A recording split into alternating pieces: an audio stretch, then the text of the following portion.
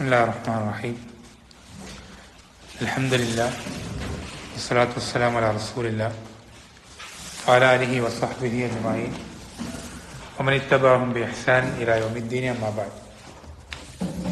അല്ലാഹു സുബ്ഹാനഹു വ തആലയുടെ വജ്ഹ് മാത്രം ഉദ്ദേശിച്ചുകൊണ്ട് സംസാരിക്കുവാനും കേൾക്കുവാനും റബ്ബ് സുബ്ഹാനഹു വ തആല നമ്മെ ഓരോരുത്തരെയും സഹായിക്കുമാറാവട്ടെ.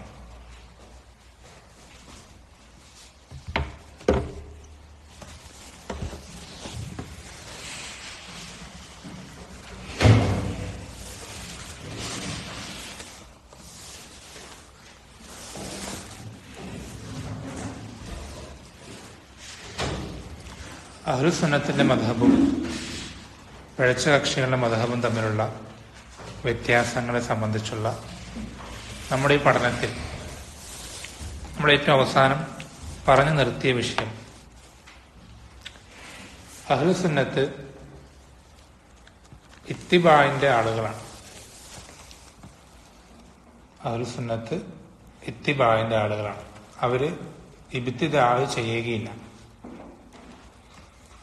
എന്ന് വെച്ചാൽ ദീനിൻ്റെതായി പഠിപ്പിക്കപ്പെട്ടിട്ടുള്ള, സ്വഹാബത്ത് ദീനായി ചെയ്ത് കാണിച്ചു തന്നിട്ടുള്ള, വിശ്വസിച്ചിട്ടുള്ള കാര്യങ്ങളാണ് അവർ വിശ്വസിക്കുകയുള്ളൂ.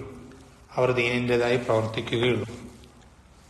അതിന് അപ്പുറത്തേക്ക് എന്ത് ചെയ്യില്ല, അവർ നിന്നിടത്ത് നിന്ന് മാറി അല്ലെങ്കിൽ അതിനേക്കാൾ അധികമായി നിൽക്കുകയോ പ്രവർത്തിക്കുകയോ സംസാരിക്കുകയോ ഇല്ല.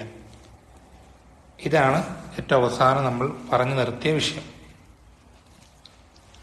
അതിൽ നമ്മൾ ഇനി ശ്രദ്ധിക്കേണ്ട, അല്ലെങ്കിൽ നേരത്തെ നമ്മൾ പറഞ്ഞ വിഷയം, അതുമായി ബന്ധപ്പെട്ട് സൂചിപ്പിച്ച വിഷയം, ഈ ഒരു കാര്യം അല്ലെങ്കിൽ ഈ ഒരു വ്യത്യാസം നമുക്ക് ശരിക്കും മനസ്സിലാകണമെങ്കിൽ നമ്മെ സംബന്ധിച്ചിടത്തോളം ബിദ്അത്തുകളെ വേർതിരിച്ച് മനസ്സിലാക്കാൻ സാധിക്കണം എന്ന് നമ്മൾ സൂചിപ്പിച്ചു. ബിദ്അത്തുകളെ നമുക്ക് വേർതിരിച്ച് മനസ്സിലാക്കാൻ നമ്മളെ സഹായിക്കുന്ന രണ്ട് കാര്യങ്ങളാണ് നേരത്തെ സൂചിപ്പിച്ചത്: മുഖ്തളയും മാനിയും. ഈ രണ്ട് കാര്യങ്ങൾ എങ്ങനെയാണ് നമ്മൾ പരിശോധിക്കേണ്ടത്, അതുകൊണ്ട് നമുക്ക് എങ്ങനെയാണ് ബിദ്അത്തുകളെ മനസ്സിലാക്കാൻ സാധിക്കുക എന്നതെല്ലാം നമ്മൾ കഴിഞ്ഞ സംസാരത്തിൽ സൂചിപ്പിച്ചിരുന്നു. ഇനി അതിന് തുടർച്ചയെന്നോണം നമ്മൾ സൂചിപ്പിക്കേണ്ട ഒന്ന് രണ്ട് കാര്യങ്ങൾ കൂടെ വളരെ വേഗത്തിൽ പറഞ്ഞു പോകും. അതിലേറ്റവും ഒന്നാമത്തെ പ്രധാനപ്പെട്ട കാര്യം, നമ്മൾ സലഫുകളെ ഇത്തിബാ ചെയ്യുന്നവരാണ്. ഇബ്തിദാ ചെയ്യൽ, പുതുതായി ഒന്നും ചെയ്യുകയില്ല എന്ന് പറഞ്ഞു. ബിദ്അത്തായി ഒരു പ്രവർത്തനം നമ്മൾ ചെയ്യുകയില്ല എന്ന് പറഞ്ഞു. പക്ഷെ നമ്മൾ ശ്രദ്ധിക്കേണ്ടത്, നമ്മൾ എങ്ങനെയാണ് സലഫുകളെ പിൻപറ്റേണ്ടത് എന്നുള്ള കാര്യം ശരിക്കും വിശദമായി പഠിക്കേണ്ടതുണ്ട്. സലഫുകളെ പിൻപറ്റുക, അവര് ചെയ്തത് അങ്ങനെ തന്നെ ചെയ്യുക എന്നത് പറയുമ്പോൾ അതിൽ നമ്മൾ വിശദമായി തഫ്സീലായിട്ട് മനസ്സിലാക്കേണ്ട ഒന്ന് രണ്ട് മസലകളുണ്ട്.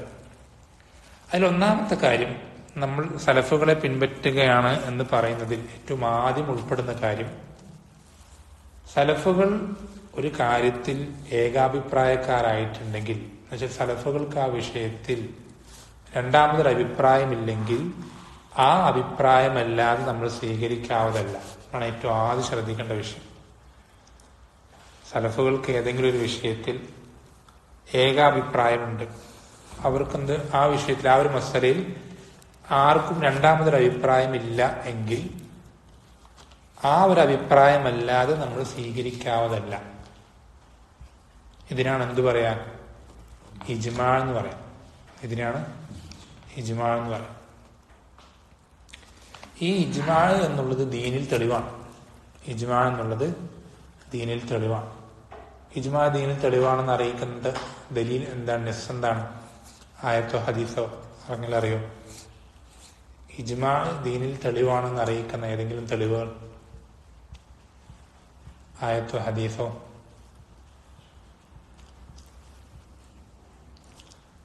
അറിയില്ല. നമ്മളൊക്കെ പലപ്പോഴും കേട്ടിട്ടുള്ള ആയത്താണ്. ഇമാം ഷാഫി റഹിമഹുല്ലാഹ് ഈ ആയത്ത് വെച്ചിട്ടാണ് എന്ത് ഇജ്മാന് തെളിവ് പിടിക്കുന്നത്. ഇമാം ഷാഫി ഏതാണ് ആയത്ത്? യാ അയ്യുഹല്ലദീന ആമനൂ അത്തിഉ അല്ലാഹ വഅത്തിഉ റസൂല വഉലിൽ അംരി മിൻകും. ഇതല്ല വിഷയ ബന്ധപ്പെട്ട ഭാഗം. എന്താ? ഫൈൻ തനാസഅതും ഫി ഷൈഇൻ ഫറുദ്ദൂഹു ഇലല്ലാഹി വറസൂൽ ഫഇൻ തനാസഅതും ഫീ ഷൈഇൻ ഫറുദ്ദൂഹു ഇലല്ലാഹി വറസൂൽ. നിങ്ങൾ എന്തെങ്കിലും ഒരു കാര്യത്തിൽ അഭിപ്രായ വ്യത്യാസത്തിലായാൽ നിങ്ങൾ എന്ത് ചെയ്യണം? അള്ളാഹുലേക്കും റസൂലിലേക്കും മടങ്ങണം. എന്ന് വെച്ചാൽ കിതാബിലേക്കും സുന്നത്തിലേക്കും മടക്കണം എന്ന് പറഞ്ഞാൽ അതിന്റെ നേരെ ഓപ്പോസിറ്റ് ആയിട്ടുള്ള അർത്ഥം എന്താ? നിങ്ങളൊരു കാര്യത്തിൽ അഭിപ്രായ വ്യത്യാസത്തിലായിട്ടില്ലെങ്കിൽ അവിടെ എന്ത് ചെയ്യേണ്ടതില്ല? കിതാബിലേക്ക് സുന്നത്തിലേക്ക് മടക്കേണ്ടതില്ല. കാരണം അതെന്താണ്? അത് ഹക്കായിരിക്കും. അത് ഹക്കായിരിക്കും. എന്നുവെച്ചാൽ മുസ്ലിമീങ്ങൾ നബി സല്ലല്ലാഹു അലൈഹി വസല്ലം, അത് ഈ ഉമ്മത്തിന് മാത്രം പ്രത്യേകത. നബി സല്ലല്ലാഹു അലൈഹി വസല്ലം ഉമ്മത്തിന് മാത്രം പ്രത്യേകത എന്ന് വെച്ചാൽ ഈ ഉമ്മത്ത് മൊത്തം എല്ലാവരും എന്ത് ചെയ്യില്ല? ഒരു വലാലത്തിൽ ബാത്തിൽ എന്ത് ചെയ്യില്ല? ഒരുമിച്ച് ചേരൂല. ഈ ഉമ്മത്തിലെ എല്ലാ ആളുകളും ഒരുമിച്ച് എന്ത് ചെയ്യില്ല? ഏതെങ്കിലും ഒരു വിഭാഗം ആ കാലഘട്ടത്തിൽ അല്ലെങ്കിൽ ഈ കാലഘട്ടത്തിൽ അവർ അന്ന് കുറെ ഭൂരിപക്ഷം, ഇന്ന് ഭൂരിപക്ഷം, അങ്ങനെയൊക്കെ ആവുമെങ്കിലും എല്ലാവരും കൂടെ ഒരുമിച്ചിട്ട് എന്ത് ചെയ്യില്ല? വലാലത്തിൽ ഒരുമിച്ച് ചേരൂല. അത് ഈ ഉമ്മത്തിന്റെ പ്രത്യേകത. ആണ് നബി സല്ലല്ലാഹു അലൈഹി വസല്ലം പറഞ്ഞെന്താ? ലാ തസാലു ത്വായിഫത്തും മിൻ ഉമ്മത്തി ളാഹിരീന അൽ ഹഖ് ലാ യദുർറുഹും മൻ ഖദലഹും വലാ മൻ ഖാലഫഹും ഹത്താ യഅതി അംറുല്ലാഹി വഹും അലാ ദാലിക്. എന്റെ ഈ ഉമ്മത്തിൽ ഒരു വിഭാഗം എപ്പോഴും എന്തുണ്ടാവും? എല്ലാ കാലത്തും ഹക്കിൽ പ്രകടമായി നിലകൊള്ളുന്നവരായിട്ടുണ്ടാവും. എപ്പോഴും ഉണ്ടാവും, എല്ലാ കാലത്തും. അതിന്റെ അർത്ഥം എന്താ? എന്താ അർത്ഥം? എന്നുവെച്ചാൽ ഒരു വിഭാഗം എപ്പോഴും ഹക്കിലായിരിക്കുന്നു.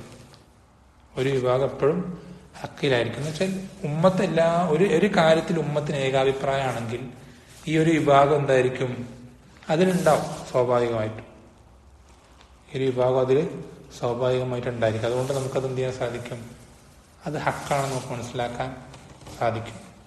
അത് ഈ ഉമ്മത്തിന്റെ, നബി സല്ലല്ലാഹു അലൈഹി വസല്ലം ഉമ്മത്തിന്റെ മാത്രം പ്രത്യേകത. ഈ ഉമ്മത്ത് നബി സല്ലല്ലാഹു അലൈഹി വസല്ലമയെ അംഗീകരിച്ച, അവർ വിശ്വസിച്ച സഹാബത്തും താബിയും, അങ്ങനെയുള്ള ഈ ഉമ്മത്തുൽ ഇജാബ എന്ന് പറയുന്ന ഈ ഉമ്മത്തിന്റെ മാത്രം പ്രത്യേകത എന്ത്? ഇവർ വലാലത്തിൽ ഒരുമിച്ച് ചേരുകയില്ല. അവരെല്ലാവരും ഒരു അഭിപ്രായത്തിലായിട്ടുണ്ടെങ്കിൽ അതിനർത്ഥം അത് ഹക്കാണെന്ന്. അത് ഹക്കാണ്. അത് ഈ ഉമ്മത്തിന്റെ പ്രത്യേകത. അത് ഈ ഉമ്മത്തിന്റെ പ്രത്യേകതയാണ്. അതിനാണ് ഇജ്മാ എന്ന് പറയുന്നത്. അതിനാണ് ഇജ്മാ എന്ന് പറയുന്നത്. അപ്പൊ ഈ ഇജ്മാ എന്നുള്ളത് ഇബ്നു തൈമിയ്യ റഹിമഹുല്ലാഹ് മജ്മൂഉൽ ഫത്താവയിൽ പറഞ്ഞ പോലെ വലാ തൂജദു മസ്അലത്തുൻ യത്തഫിഖുൽ ഇജ്മാഉ അലൈഹാ ഇല്ലാ വഫീഹാ നസ്സുൻ. ഏത് വിഷയത്തിൽ ഇജ്മാ ഉണ്ടെങ്കിലും നമ്മൾ ശ്രദ്ധിക്കേണ്ടത് ആ മസ്അലയിൽ നസ്സ് ഉണ്ടാവാതെ ഒരു ഇജ്മാ ഉണ്ടാവുകയില്ല. എപ്പോഴും ശ്രദ്ധിക്കേണ്ട കാര്യമാണ്. ഏതൊരു മസ്അലയിൽ നമ്മളിപ്പോൾ ഇജ്മാ ഉണ്ടെന്ന് പറഞ്ഞാലും ആ മസ്അലയിൽ എന്തുണ്ടാവും? നസ് എന്ന് പറഞ്ഞാല് എന്താ പറയാ, ആ വിഷയത്തിൽ ഖണ്ഡിതമായി തീർപ്പ് കൽപ്പിക്കുന്ന രൂപത്തിലുള്ള തെളിവ്, ഖുർആനിന്റെ ആയത്തോ ഹദീസോ, സ്വഹിയായ ഹദീസോ, അങ്ങനെയുള്ള ഖണ്ഡിതമായ തെളിവുകൾക്കാണ് നസ് എന്ന് പറയും. ആ വിഷയത്തിൽ ആ നസ് വരുന്നതോടുകൂടെ പിന്നെ അതിൽ എന്തില്ല, പിന്നെ എതിരാളിക്ക് വേറൊരു അഭിപ്രായം പറയാൻ യാതൊരു വോയിസും ഇല്ലാതാവും. അങ്ങനെയുള്ള തെളിവുകൾക്കാണ് എന്ത് പറയാം? നസ് എന്ന് പറയാം. നമ്മൾ ശ്രദ്ധിക്കേണ്ടത് ഇജ്മാഇന്റെ ഹഖീഖത്ത് എന്താ, ചുരുക്കം എന്താ? ഇജ്മാ ഏതൊരു മസലിൽ ശരിക്കും ഇജ്മാ ഉണ്ടോ ആ മസലിൽ എന്തുണ്ടാവും? നസ് ഉണ്ടാവും. അലൈക്കും അസ്സലാം. അലൈക്കും അസ്സലാം. ഏതൊരു മസലയിൽ ഇജ്മാ ശരിക്കും ഉണ്ടോ, പണ്ഡിതന്മാർ അംഗീകരിക്കുന്ന ഇജ്മാ ഉണ്ടോ, ആ മസലയിൽ എന്തുണ്ടാവും? വാദിഹായിട്ടുള്ള നസ് ഉണ്ടാവും. എന്ന് വെച്ചാൽ ഒരാളിപ്പോ ഇജ്മാ അംഗീകരിക്കുന്നില്ല എന്ന് വെച്ചോ, അയാളത് കൂട്ടാക്കുന്ന, അങ്ങനെ ഒരു കാര്യം ഉണ്ടെന്ന് പ്രത്യേകം അംഗീകരിക്കാൻ കൂട്ടാക്കുന്നില്ല എന്ന് തന്നെ വെച്ചോ, അയാളെ സംബന്ധിച്ചിടത്തോളം എന്താവും? അത് അയാളത് ഇജ്മാ ആ മസലയിൽ ഉണ്ട്. അല്ലെങ്കിൽ ഇപ്പൊ ഒരു ഉദാഹരണം, ഈ ഒരു മസലയിൽ പണ്ഡിതന്മാരുടെ ഇജ്മാ ഉണ്ട് എന്നൊരാൾ അംഗീകരിക്കാൻ കൂട്ടാക്കുന്നില്ല എന്ന് വിചാരിക്കാം. ആ മസലയിൽ നമുക്ക് എന്ത് ചെയ്യാൻ സാധിക്കും? വളരെ എളുപ്പത്തിൽ ആ മസലയിൽ ഈ വ്യക്തമായ ആയത്തോ ഹദീസ് അയാൾക്ക് എടുത്തു കൊടുക്കാൻ സാധിക്കും. നമുക്ക് ആ മസലയിലുള്ള വ്യക്തമായ ഒരു ആയത്തോ ഹദീസ് നമുക്ക് എടുത്തു കൊടുക്കാൻ സാധിക്കും. എന്നുവെച്ചാൽ അങ്ങനെയാണ് ദീനിൽ ഇജ്മാ ഉള്ള മസലകളൊക്കെ എന്തുണ്ടാവും? നസ് ഉണ്ടാവും. അത് നമുക്ക് ചിലപ്പോൾ പല കാര്യങ്ങളിലും നമുക്ക് എന്തറിയില്ല, നെസ്സറിയില്ല പല വിഷയങ്ങളിലും. അത് നമ്മുടെ ഇൽമിന്റെ കുറവാണ് എന്നതല്ലാതെ ശരിക്കും എന്താണ് എന്നുവെച്ചാൽ ഖുർആനും സുന്നത്തിന്റെ ഒരു ഫറാണെന്ത് ഇജ്മാ എന്നുള്ളത്. ഖുർആനും സുന്നത്തിന്റെയും ഒരു ഫറാണെന്ത് ഇജ്മാ എന്ന് വെച്ചാൽ ഖുർആനും സുന്നത്തും അത് അറിയിക്കുന്നതാണ് എന്തിന് ഇജ്മാന്. അല്ലാതെ ഇജ്മാ വേറെ തന്നെ എന്തല്ല ഒരു തെളിവല്ല. ശരിക്കുള്ള അസ്ലിയായിട്ട് തെളിവ് രണ്ടെണ്ണം ഉള്ളൂ, ഖുർആനും സുന്നത്തും. അത് രണ്ടും ഒന്നാണ്. എന്താണ്? രണ്ടും വഹിയാണ്. രണ്ടും അപ്പൊ ശരിക്കും ചുരുക്കി പറഞ്ഞാൽ ദലീൽ എന്നുള്ള എന്ത് മാത്രമേ ഉള്ളൂ? വഹി മാത്രമേ ഉള്ളൂ. ഇത്തബിഉ മാ ഉൻസില ഇലൈക്കും മിൻ റബ്ബിക്കും, നിങ്ങൾ നിങ്ങളുടെ റബ്ബിൽ നിന്ന് നിങ്ങൾക്ക് ഇറക്കപ്പെട്ടത് എന്താണ് അതിന് പിൻപറ്റാനാണ് പറഞ്ഞു. വേറൊന്നിനും പിൻപറ്റാൻ നമുക്ക് ബാധ്യതയില്ല. നമുക്ക് ഇറക്കപ്പെട്ട എന്താ? അതാണ് വഹി എന്ന് പറയും. ആ വഹിയായിട്ട് ഇറക്കപ്പെട്ടത് ഒന്ന് ഖുർആനും മറ്റൊന്ന് സുന്നത്തും. അത് നമ്മൾ നേരത്തെ വിശദീകരിച്ചു, രണ്ടും വഹിയാണെന്നുള്ളതൊക്കെ. ഇതേ തെളിവുള്ളൂ. ഇത് രണ്ടും അറിയിക്കുന്നുണ്ട് എന്തിനെ? ഇജ്മാനെ. നമ്മൾ ആയത്തും ഹദീസൊക്കെ പറഞ്ഞു, ആയത്തും ഹദീസൊക്കെ പറഞ്ഞു.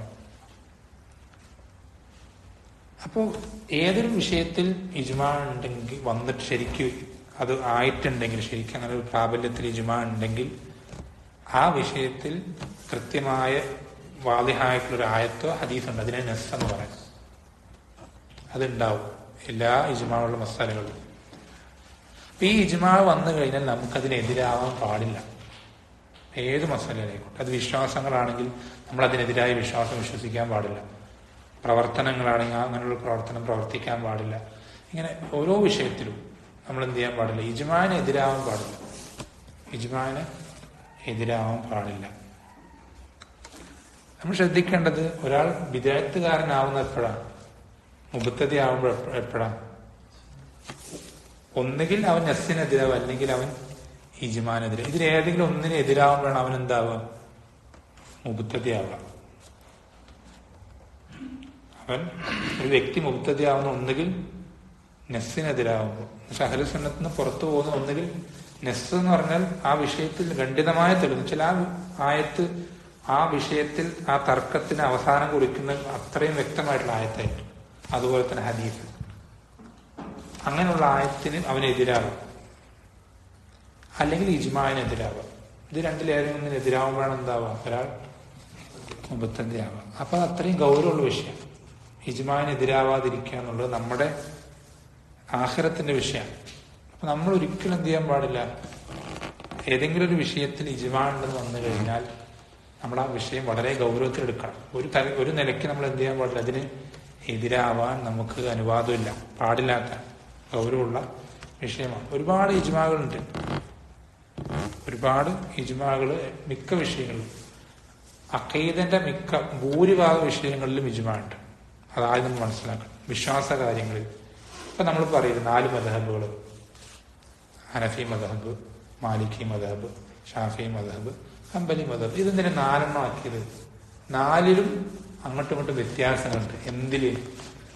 ഫിഖ്ഹിലാണ്, കർമ്മശാസ്ത്രപരമായ വിഷയങ്ങളിൽ, ഉളു എടുക്കുന്നതിൽ, നിസ്കരിക്കുന്നതിൽ, ഇങ്ങനെയുള്ള കാര്യങ്ങളിലാണ് എന്തുള്ളത്?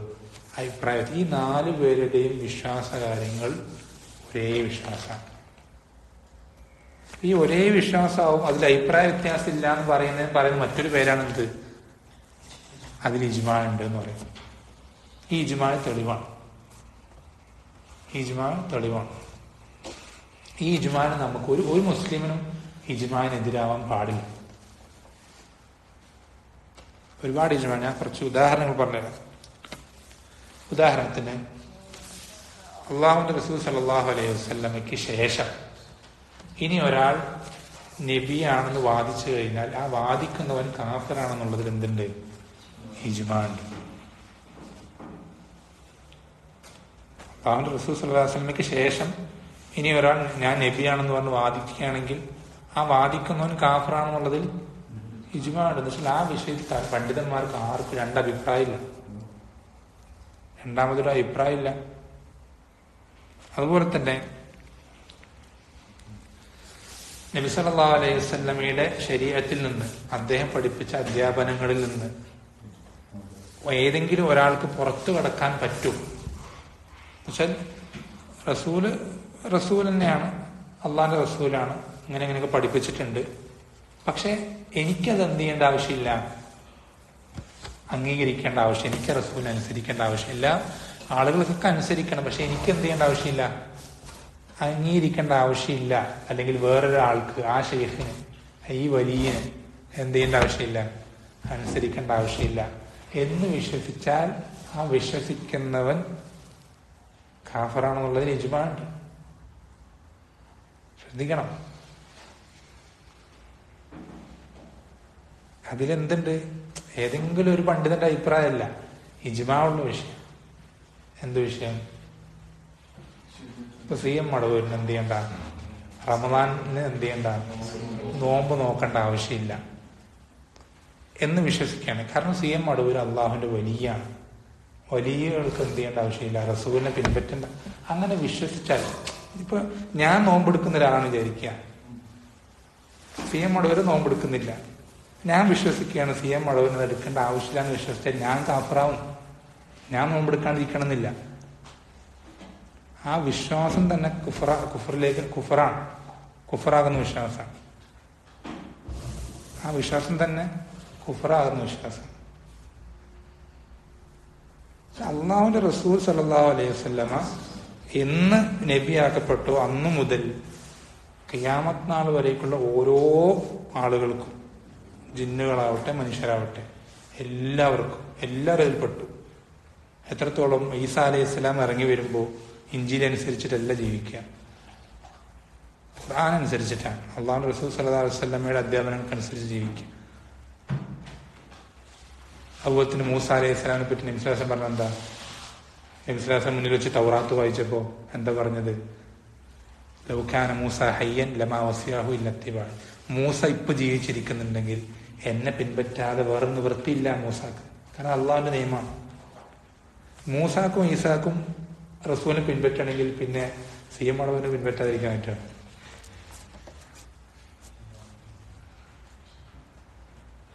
അപ്പൊ അങ്ങനെ ഒരാൾ വിശ്വസിക്കുകയാണ്, അവൻ നിസ്കാരം ഒഴിവാക്കണമെന്നില്ല, നോമ്പ് ഒഴിവാക്കണമെന്നില്ല, അവൻ അങ്ങനെ വിശ്വസിക്കുകയാണ്, ഇന്നൊരു വലിയന് എന്ത് ചെയ്യാൻ പറ്റും, റസൂലിനെ അനുസരിക്കാണ്ടിരിക്കാൻ പറ്റും, അല്ലെങ്കിൽ ഇന്നൊരു തങ്ങൾക്ക് പറ്റും,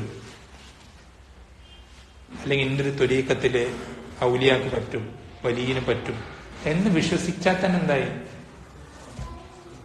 ഇത് ഇജ്മാഉള്ള വിഷയം. ഇത് ഇജ്മാഉള്ള വിഷയമാണ്.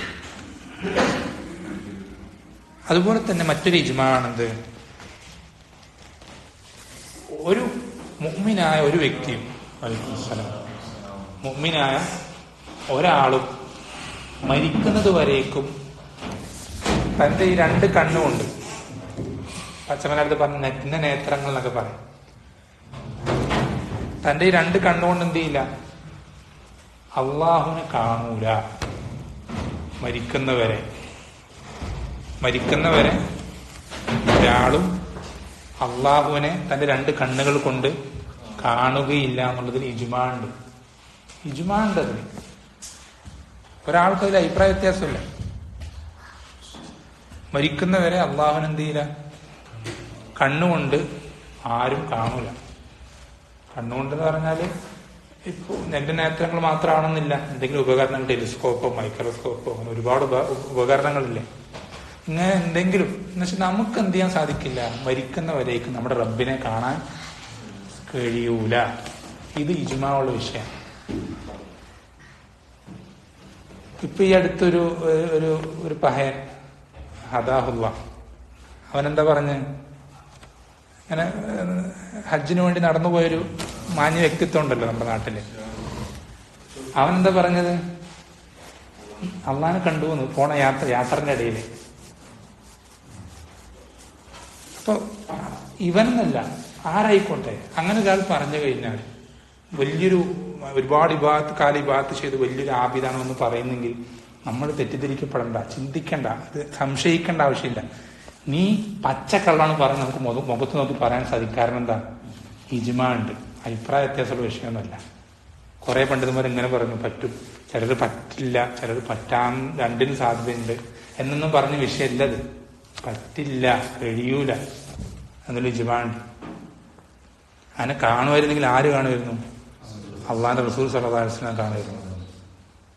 റസൂൽ എന്താ പറഞ്ഞെന്ന് അറിയോ? 7-ാം ആകാശത്തിന്റെ മുകളിൽ അള്ളാഹുവിനെ നേരിട്ട് സംസാരിക്കുന്ന അവസരത്തിലാണ്. എന്നിട്ട് പോലും എന്താ പറഞ്ഞെന്നറിയോ? കണ്ടോ ചോദിച്ചപ്പോ നൂറുൻ അന്നൗറ, മുഴുവൻ വെളിച്ചാണ്, ഞാൻ അങ്ങനെ കാണാന്ന് ചോദിച്ചു. അതെന്ത് വിളിച്ച? അള്ളാഹുവിന്റെ ഹിജാബ്, അള്ളാഹു സൃഷ്ടികളായിട്ടൊരു മറണ്ട്, പ്രകാശത്തിന്റെ ഒരു മറണ്ട്. ആ മറ അള്ളാഹു നീക്കുമ്പോഴാണ് മഹ്ശറിലും സ്വർഗത്തിലും വെച്ച് നമുക്ക് കാണാൻ കഴിയുന്നുള്ളൂ, അല്ല നമുക്ക് കാണാൻ കഴിയില്ല. ആയിഷ റളിയല്ലാഹു അൻഹയോട് റസൂൽ അള്ളാഹിനെ കണ്ടിട്ടുണ്ടോ എന്ന് ചോദിച്ചപ്പോ എന്താ പറഞ്ഞതറിയോ? എന്റെ ഈ എന്താ പറയാ രോമം എഴുന്നേറ്റ് നിന്നാണ് നിങ്ങൾ ഈ പറയുന്ന അതിന്റെ അത്ര ഗൗരവമുള്ള വാക്കാണ് നീ പറഞ്ഞെന്ന് പറഞ്ഞു. ആ താബിയനോട്, പേരെനിക്ക് ഓർമ്മയില്ല, മസ്റൂഖാണെന്ന് തോന്നുന്നു. ഇതൊരു താബി ചോദിക്കുന്നുണ്ട്, അള്ളാഹിന്റെ റസൂൽ സല്ലല്ലാഹു അലൈഹി വസല്ലമ കണ്ടിരുന്നു, അള്ളാഹുവിനെ മിഅ്റാജിന്റെ രാത്രി കണ്ടിരുന്നു ചോദിച്ചപ്പോ ലഖദ് ഖഫ്ഫ ശഅരി മിമ്മാ ഖുൽത്, ഈ പറഞ്ഞ വാക്ക് കേട്ടിട്ട് എന്റെ രോമം എന്ത് ചെയ്ത് എഴുന്നേറ്റ് നിൽക്കുന്നത്. അവർക്ക് അത്ര ഗൗരവമുള്ള വിഷയമാണത്. കാരണം തർക്കമില്ലാത്ത ഇജ്മാ ഉള്ള ഒരു വിഷയമാണത്. അപ്പൊ ഈ നമ്മൾ പറഞ്ഞില്ലേ, ഈ അത്രയും ഇജ്മാ ഉള്ള വിഷയങ്ങളിൽ പോലും ആളുകൾ പരസ്യമായിട്ട് എതിരാവണം. ആളുകൾക്ക് അതിൽ എതിരാവുന്നതിൽ യാതൊരു എന്ത് ചെയ്യുന്നില്ല, ഒരു മടിയോ അല്ലെങ്കിൽ ഇത് ദീനിനെതിരാവലാണെന്നുള്ള ബോധമോ ഒന്നുമില്ല. പരസ്യമായിട്ട് അഭിപ്രായ വ്യത്യാസമുള്ള വിഷയങ്ങളിൽ എതിരാവുന്നത് പോലും അതിന്റെ ഒരുപാട് അദബുകൾ മതി, നമ്മൾ പിന്നീട് വരുന്നുണ്ട്. ഇത് അഭിപ്രായ വ്യത്യാസമില്ല. നമ്മളെ സംബന്ധിച്ച് നമ്മൾ ശ്രദ്ധിക്കുക, അഹ്ലുസുന്നത്തിലായിരിക്കാൻ ആഗ്രഹിക്കുന്നത് എപ്പോഴും ശ്രദ്ധിക്കേണ്ട കാര്യം, നമ്മൾ ഒരിക്കലും ഒരു ഇജ്മാന് പോലും എതിരാകാൻ പാടില്ല. ഒരൊറ്റ ഇജ്മാന് പോലും നമ്മൾ എതിരാകാൻ പാടില്ല. വലിയ ഗൗരവമുള്ള വിഷയം. മറ്റ് അഭിപ്രായ വ്യത്യാസ വിഷയങ്ങൾ എതിരായി കഴിഞ്ഞാൽ പിന്നെയും പോട്ടെന്ന് വയ്ക്കുക. ഇജ്മാന് എതിരായി കഴിഞ്ഞാൽ നീ തെറ്റുകാരനാണ് നമുക്ക് മുഖത്ത് നോക്കി പറയാൻ പറ്റും. നമുക്ക് സംശയത്തിനൊരു എന്ത് വേണ്ട, ഒരു ചെറിയൊരു ഭാഗം പോലും അവശേഷിക്കുന്നില്ല സംശയത്തിന്റെ. ഇത് തെറ്റാണ് നമുക്ക് 100% ഉറപ്പിച്ച് പറയാൻ പറ്റും. നീ പറഞ്ഞ ഈ വാദം അത് പച്ചക്കള്ളാണ്, നീ കണ്ടിട്ടില്ല അല്ലാഹനെ എന്ന് പറയാൻ പറ്റും. അതുപോലെ തന്നെ ഇന്ന വലിയന് റസൂലിന്റെ ഇതിന് ഒഴിഞ്ഞു നിൽക്കാൻ പറ്റും, നീ പറയുന്ന നിന്റെ വിശ്വാസം തെറ്റാണ് നമുക്ക് ഉറപ്പിച്ച് പറയാൻ പറ്റും. ഇതാണ് ഇജ്മാന്റെ പ്രത്യേകത. അതുകൊണ്ടാണ് ഉസൂൽ ഫിഖിന്റെ പണ്ഡിതന്മാർ അവര് ഈ ദലീലുകൾ ദീനിലെ തെളിവുകൾ എടുത്തു പറയുമ്പോൾ ആദ്യത്തെ ഓർഡറായിട്ട് ഏറ്റവും ശക്തമായ ദലീലായിട്ട് എടുത്തു പറയുന്നത് എന്താണെന്നറിയോ? ഇജ്മാഅ്. ശ്രദ്ധിക്കാം, തെളിവുകളുടെ കൂട്ടത്തിൽ, ദലീലുകളുടെ കൂട്ടത്തിൽ തർത്തീബിൽ അതില്ല എന്ന് പറഞ്ഞിട്ടൊരു വിഷയം തന്നെയുണ്ട് ഉസൂൽ ഫിഖിൽ. അവസാനത്തുമ്പോൾ അതില് ഉസൂൽ ഫിഖിന്റെ പണ്ഡിതന്മാർ ഏറ്റവും ശക്തമായ തെളിവായിട്ട് എടുത്തു കൊടുക്കുക ഇജ്മാഅ്. ഇജ്മാഅ് അവിടെ വന്നു കഴിഞ്ഞാൽ പിന്നെ ഒരുത്തനും ഉണ്ടാകാൻ പറ്റില്ല. ഒരുത്തനും ഞാൻ മുസ്ലിമാണെന്ന് വാദിക്കുന്ന അല്ലെങ്കിൽ ഖുർആൻ സുന്നത്ത് അംഗീകരിക്കുന്നതാണെന്ന് പറയുന്ന ഒരാൾക്ക് എന്ത് ചെയ്യാൻ സാധിക്കില്ല, പിന്നെ അവിടെ ഒന്നും എതിർത്തൊന്നും പറയാൻ കഴിയില്ല ഇജ്മാഅ് വന്നു കഴിഞ്ഞു. കാരണം ഇജ്മാഅ് അത്രയും പവർഫുള്ളാണ്. നമ്മെ സംബന്ധിച്ചിടത്തോളം അഹ്ലുസുന്നത്തിന്റെ ആളുകളായി ജീവിച്ച് അങ്ങനെ തന്നെ മരണപ്പെടാനോ റബ്ബിനെ കണ്ടുമുട്ടാനോ ആഗ്രഹിക്കുന്ന നമ്മെ സംബന്ധിച്ചിടത്തോളം ഈ ഇജ്മാഇന്റെ വിഷയത്തിൽ വളരെയധികം പ്രാധാന്യം. പക്ഷെ ഏത് വിഷയത്തിൽ ഇജ്മാ ഉണ്ട്, ആ വിഷയം നമ്മൾ അതിൽ ഇജ്മാഅ് നമ്മൾ ആദ്യം പരിശോധിക്കണം, അങ്ങനെ ഉണ്ടോ, അത് പഠിക്കണം. എന്ന് വെച്ചാൽ നമ്മൾ പല വിഷയങ്ങളിലും ആയത്തുകൾ പഠിക്കാറുണ്ട്, പല വിഷയങ്ങളും ഹദീസ് പഠിക്കാറുണ്ട്. അതുപോലെ തന്നെ നമ്മൾ ഗൗരവത്തിൽ പഠിക്കേണ്ട ഒരു വിഷയം എന്ത്, ആ വിഷയത്തിൽ ഇജ്മാഅ് ഉണ്ടെങ്കിൽ അത് നമ്മൾ പഠിക്കണം. ഏറ്റവും മിനിമം നമ്മൾ എന്ത് ചെയ്യണം, ആ വിഷയത്തിൽ ഇജ്മാഅ് ഉണ്ടെന്നെങ്കിലും പഠിക്കണം. അത് ആര് പറഞ്ഞു, ആര് ഉദ്ധരിച്ചു, അതൊക്കെ പറയുന്ന പോട്ടെ, ആ വിഷയത്തിൽ ഇജ്മാഅ് ഉണ്ടെന്നെങ്കിൽ നമ്മൾ പഠിക്കണം. ഏറ്റവും മിനിമം നമ്മളെ സംബന്ധിച്ചത് വളരെ പ്രധാനപ്പെട്ടൊരു കാര്യമാണ്. അപ്പോ ചുരുക്കി പറഞ്ഞാൽ, ഇത്രയും പറഞ്ഞത് നമ്മൾ ചുരുക്കത്തിൽ പറയാൻ ഉദ്ദേശിക്കുന്ന കാര്യം, ഇജ്മാഅ് സംഭവിച്ചിട്ടുണ്ടെങ്കിൽ നമ്മെ സംബന്ധിച്ചിടത്തോളം അതിനെതിരാവുക എന്നുള്ളത് പാടില്ലാത്തതാണ്. ഈ ഇജ്മാഅ് നമ്മൾ ശ്രദ്ധിക്കേണ്ടത്, പല ആളുകളും ഇത്രയും ശക്തമായ തെളിവായതുകൊണ്ട് അല്ലെ, വിദേഹത്തിന്റെ ആളുകൾക്ക് ഒരു തരി അനങ്ങാൻ പറ്റൂല. ഇജ്മാഅ് വന്നു കഴിഞ്ഞാൽ ഒരു തരി മുന്നോട്ടോ പിന്നോട്ടോ പോകാൻ പറ്റൂല. അത്ര ശക്തമായ തെളിവായതുകൊണ്ട് ഇവരെന്താ ചെയ്യുന്നറിയോ? പല ആളുകളും ഇജ്മാനത്തിനോട് നിഷേധിക്കും. ദീനിൽ ഇജ്മാനൊന്നുമില്ല, അങ്ങനെ ഒരു തെളിവൊന്നുമില്ല, ആകെ ഖുർആനും സുന്നത്തും മാത്രമേ ഉള്ളൂ എന്നൊക്കെ എന്ത് ചെയ്യും പറയും.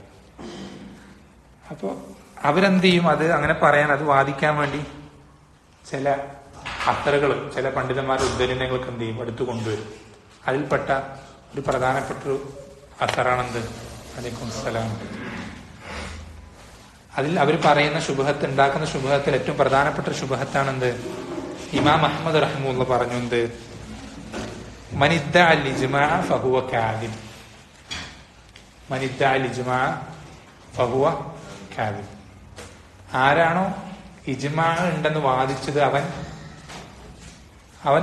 കള്ളനാണ്, അല്ലെങ്കിൽ അവൻ നുണയനാണ്. ആരാണോ ഇജ്മാ ഉണ്ടെന്ന് വാദിച്ചത് അവൻ നുണയനാണ്. ഇത് കേൾക്കുമ്പോൾ എന്താ പ്രത്യക്ഷത്തിൽ എന്താ?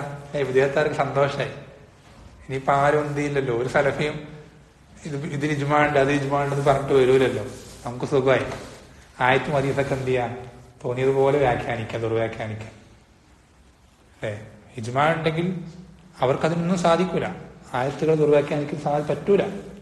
ഈ പറഞ്ഞ സി എം മടവൂരിന്റെ വിഷയമൊക്കെ പറഞ്ഞില്ലേ, അതവരെങ്ങനെ, അവർ വെറുതെ പറയുന്നല്ല. ഈ സാധു ജനങ്ങളോട് പോലും വെറുതെ എന്തെങ്കിലും തൊള്ളപടായി അടിച്ചാൽ അവർ സ്വീകരിക്കൂല.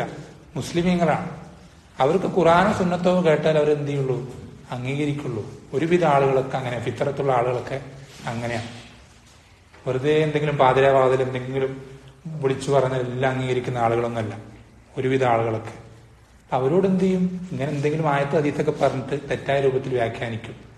ഇപ്പൊ ഈ പറഞ്ഞ വിശ്വാസം എങ്ങനെ ജനങ്ങൾ പഠിപ്പിച്ചു കൊടുക്കുന്ന എങ്ങനെയാണെന്നറിയോ?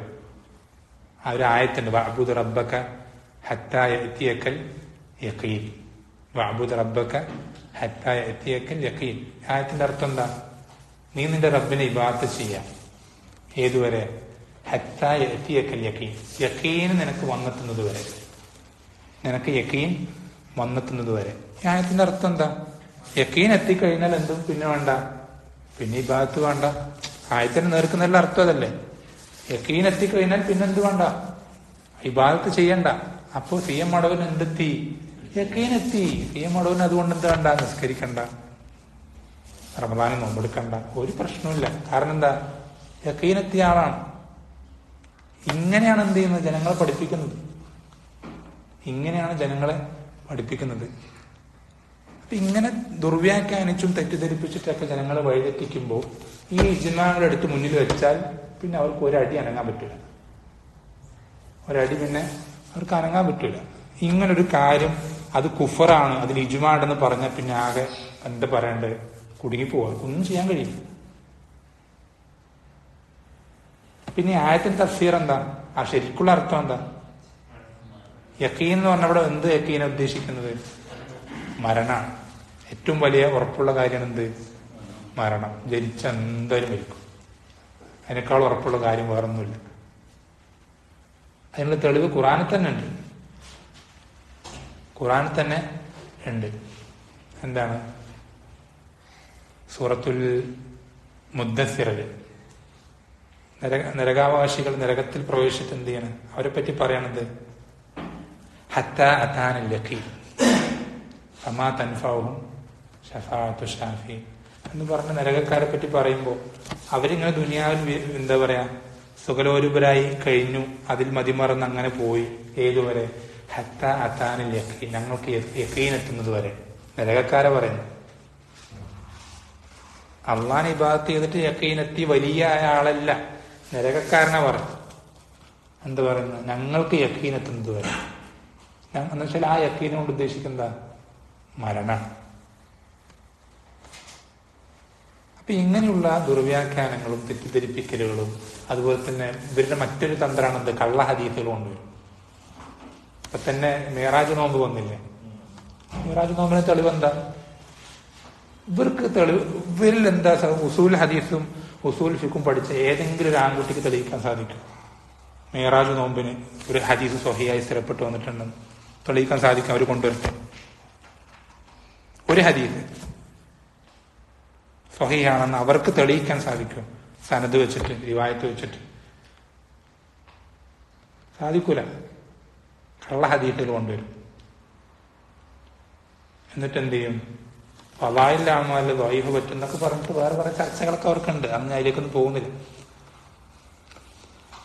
അപ്പോ ഇങ്ങനെയുള്ള തെറ്റിദ്ധരിപ്പിക്കലുകൾക്കും ഇല്ലാത്ത തെളിവുകൾക്കൊക്കെ ഏറ്റവും നല്ല മറുമരുന്നാണെന്ത്?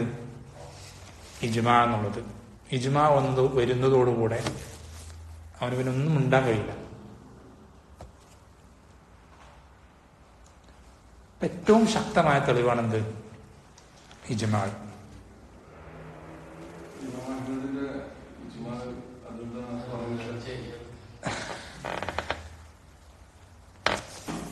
അതിലേക്കാണ് വരുന്നത്. ഇമാം അഹ്മദ് റഹിമഹുല്ലാഹ് പറഞ്ഞ ഈ കൗല് മനിദ്ദഅ അൽ ഇജ്മാ ഫഹുവ കാദിബ്, ഇതിന്റെ അർത്ഥം എന്താണ് ശരിക്കും? നമ്മൾ ഇമാം അഹ്മദിന്റെ തന്നെ ജീവിതത്തിലും അതുപോലെ തന്നെ ഫത്വകളിലും നമ്മൾ ശ്രദ്ധിക്കേണ്ട ഒരു കാര്യം, ഇമാം അഹ്മദിന്റെ മദ്ഹബ് ഒരിക്കലും ഇമാം അഹ്മദ് ഫിഖ്ഹിന്റെ ഗ്രന്ഥങ്ങൾ കിതാബ് എഴുതിയിട്ടില്ല. ഫിഖ്ഹിന്റെ വിഷയങ്ങൾ മസ്അലകൾ പ്രതിപാദിച്ചിട്ട് എന്ത് ചെയ്തിട്ടില്ല, ഒരു കിതാബ് ഇമാം അഹ്മദ് എഴുതിയിട്ടില്ല. പിന്നെ എങ്ങനെയാണ് ഹംബലി മദ്ഹബ് ഒരു മദ്ഹബ് ഉണ്ടായത്? ഇമാം മാലിക് ആണെങ്കിൽ മുവത്ത എഴുതിയിട്ടുണ്ട്. മുവത്തയിൽ ഫിഖ്ഹിന്റെ ഒരുപാട് മസ്അലകൾ വരുന്നുണ്ട്. അദ്ദേഹത്തിന്റെ അഭിപ്രായങ്ങൾ എടുക്കൽ കൊടുത്തിട്ടുണ്ട്. ഇമാം ഷാഫി എന്ത് ചെയ്തിട്ടുണ്ട്? ഉമ്മ എഴുതിയിട്ടുണ്ട്, കിതാബുൽ ഉമ്മ. ഇതൊക്കെ ഫിഖ്ഹിന്റെ ഗ്രന്ഥങ്ങളാണ്.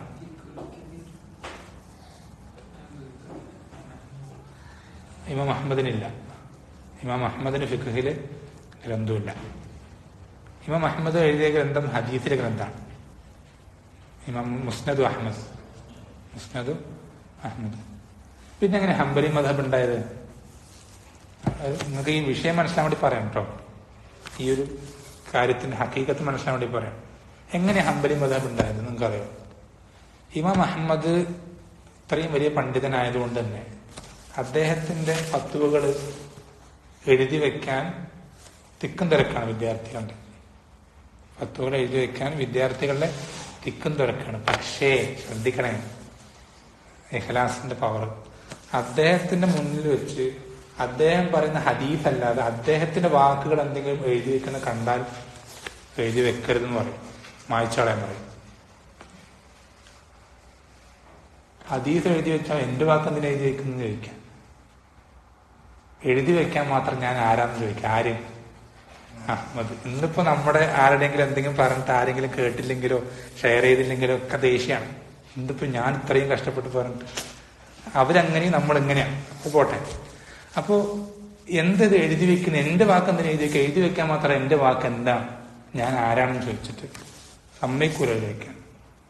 ആ വിദ്യാർത്ഥികൾക്കാണെങ്കിൽ ഇദ്ദേഹത്തിന് അങ്ങേയറ്റം അറിവുണ്ട് എല്ലാ വിഷയത്തിലും.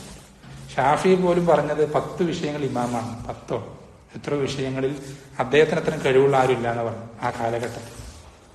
എത്ര വിഷയം ഓർമ്മയില്ല. അപ്പോ ആ കഴിവ് എല്ലാവർക്കും പ്രകടമാണ്.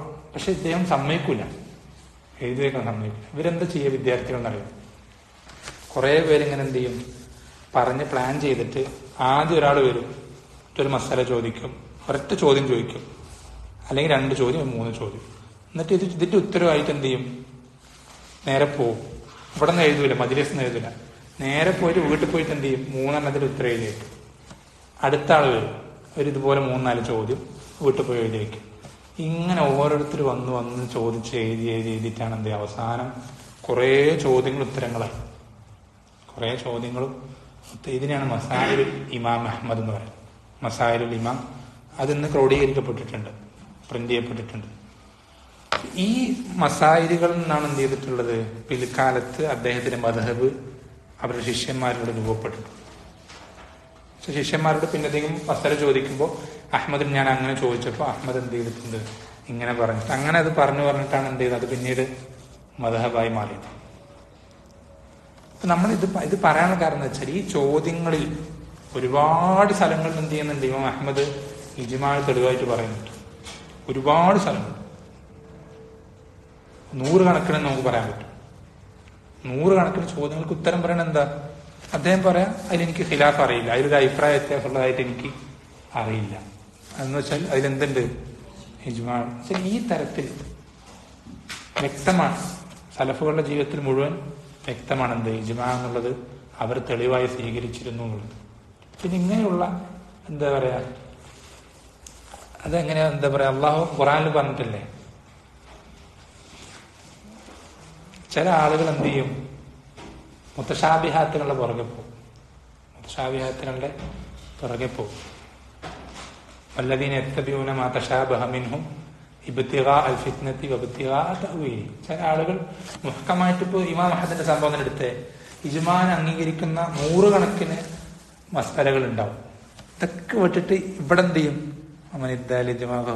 കണ്ടോ ഇമാം അഹമ്മദ് ഇജ്മാൻ അംഗീകരിക്കുന്നില്ല, ഇജ്മാ ശരിയല്ല, ഇജ്മാ ദീനിൽ തെളിവല്ല, ഇമാം അഹമ്മദ് പറഞ്ഞില്ലേ എന്ന് പറയും. ഇതാരുടെ പ്രവൃത്തി? ഇത് വിദേഹത്താരുടെ പ്രവൃത്തിയാണ്. മുഹ്കമിനെ വിട്ടിട്ട് എന്ത് ചെയ്യുക, വ്യക്തമായിട്ട് തെളിവുകൾ വിട്ടിട്ട് സംശയം ഉണ്ടാക്കുന്ന.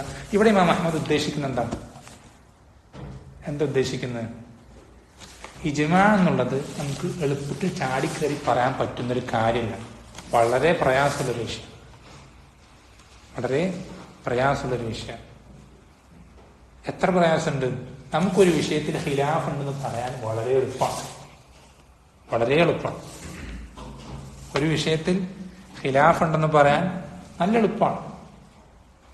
ആ ഒരു വിഷയത്തിൽ ഖിലാഫ് ഇല്ല എന്ന് പറയാൻ നല്ല പണിയാണ്. നിങ്ങൾ ചെന്ന് അതൊന്ന് പരിശോധിച്ചാൽ മനസ്സിലാവും.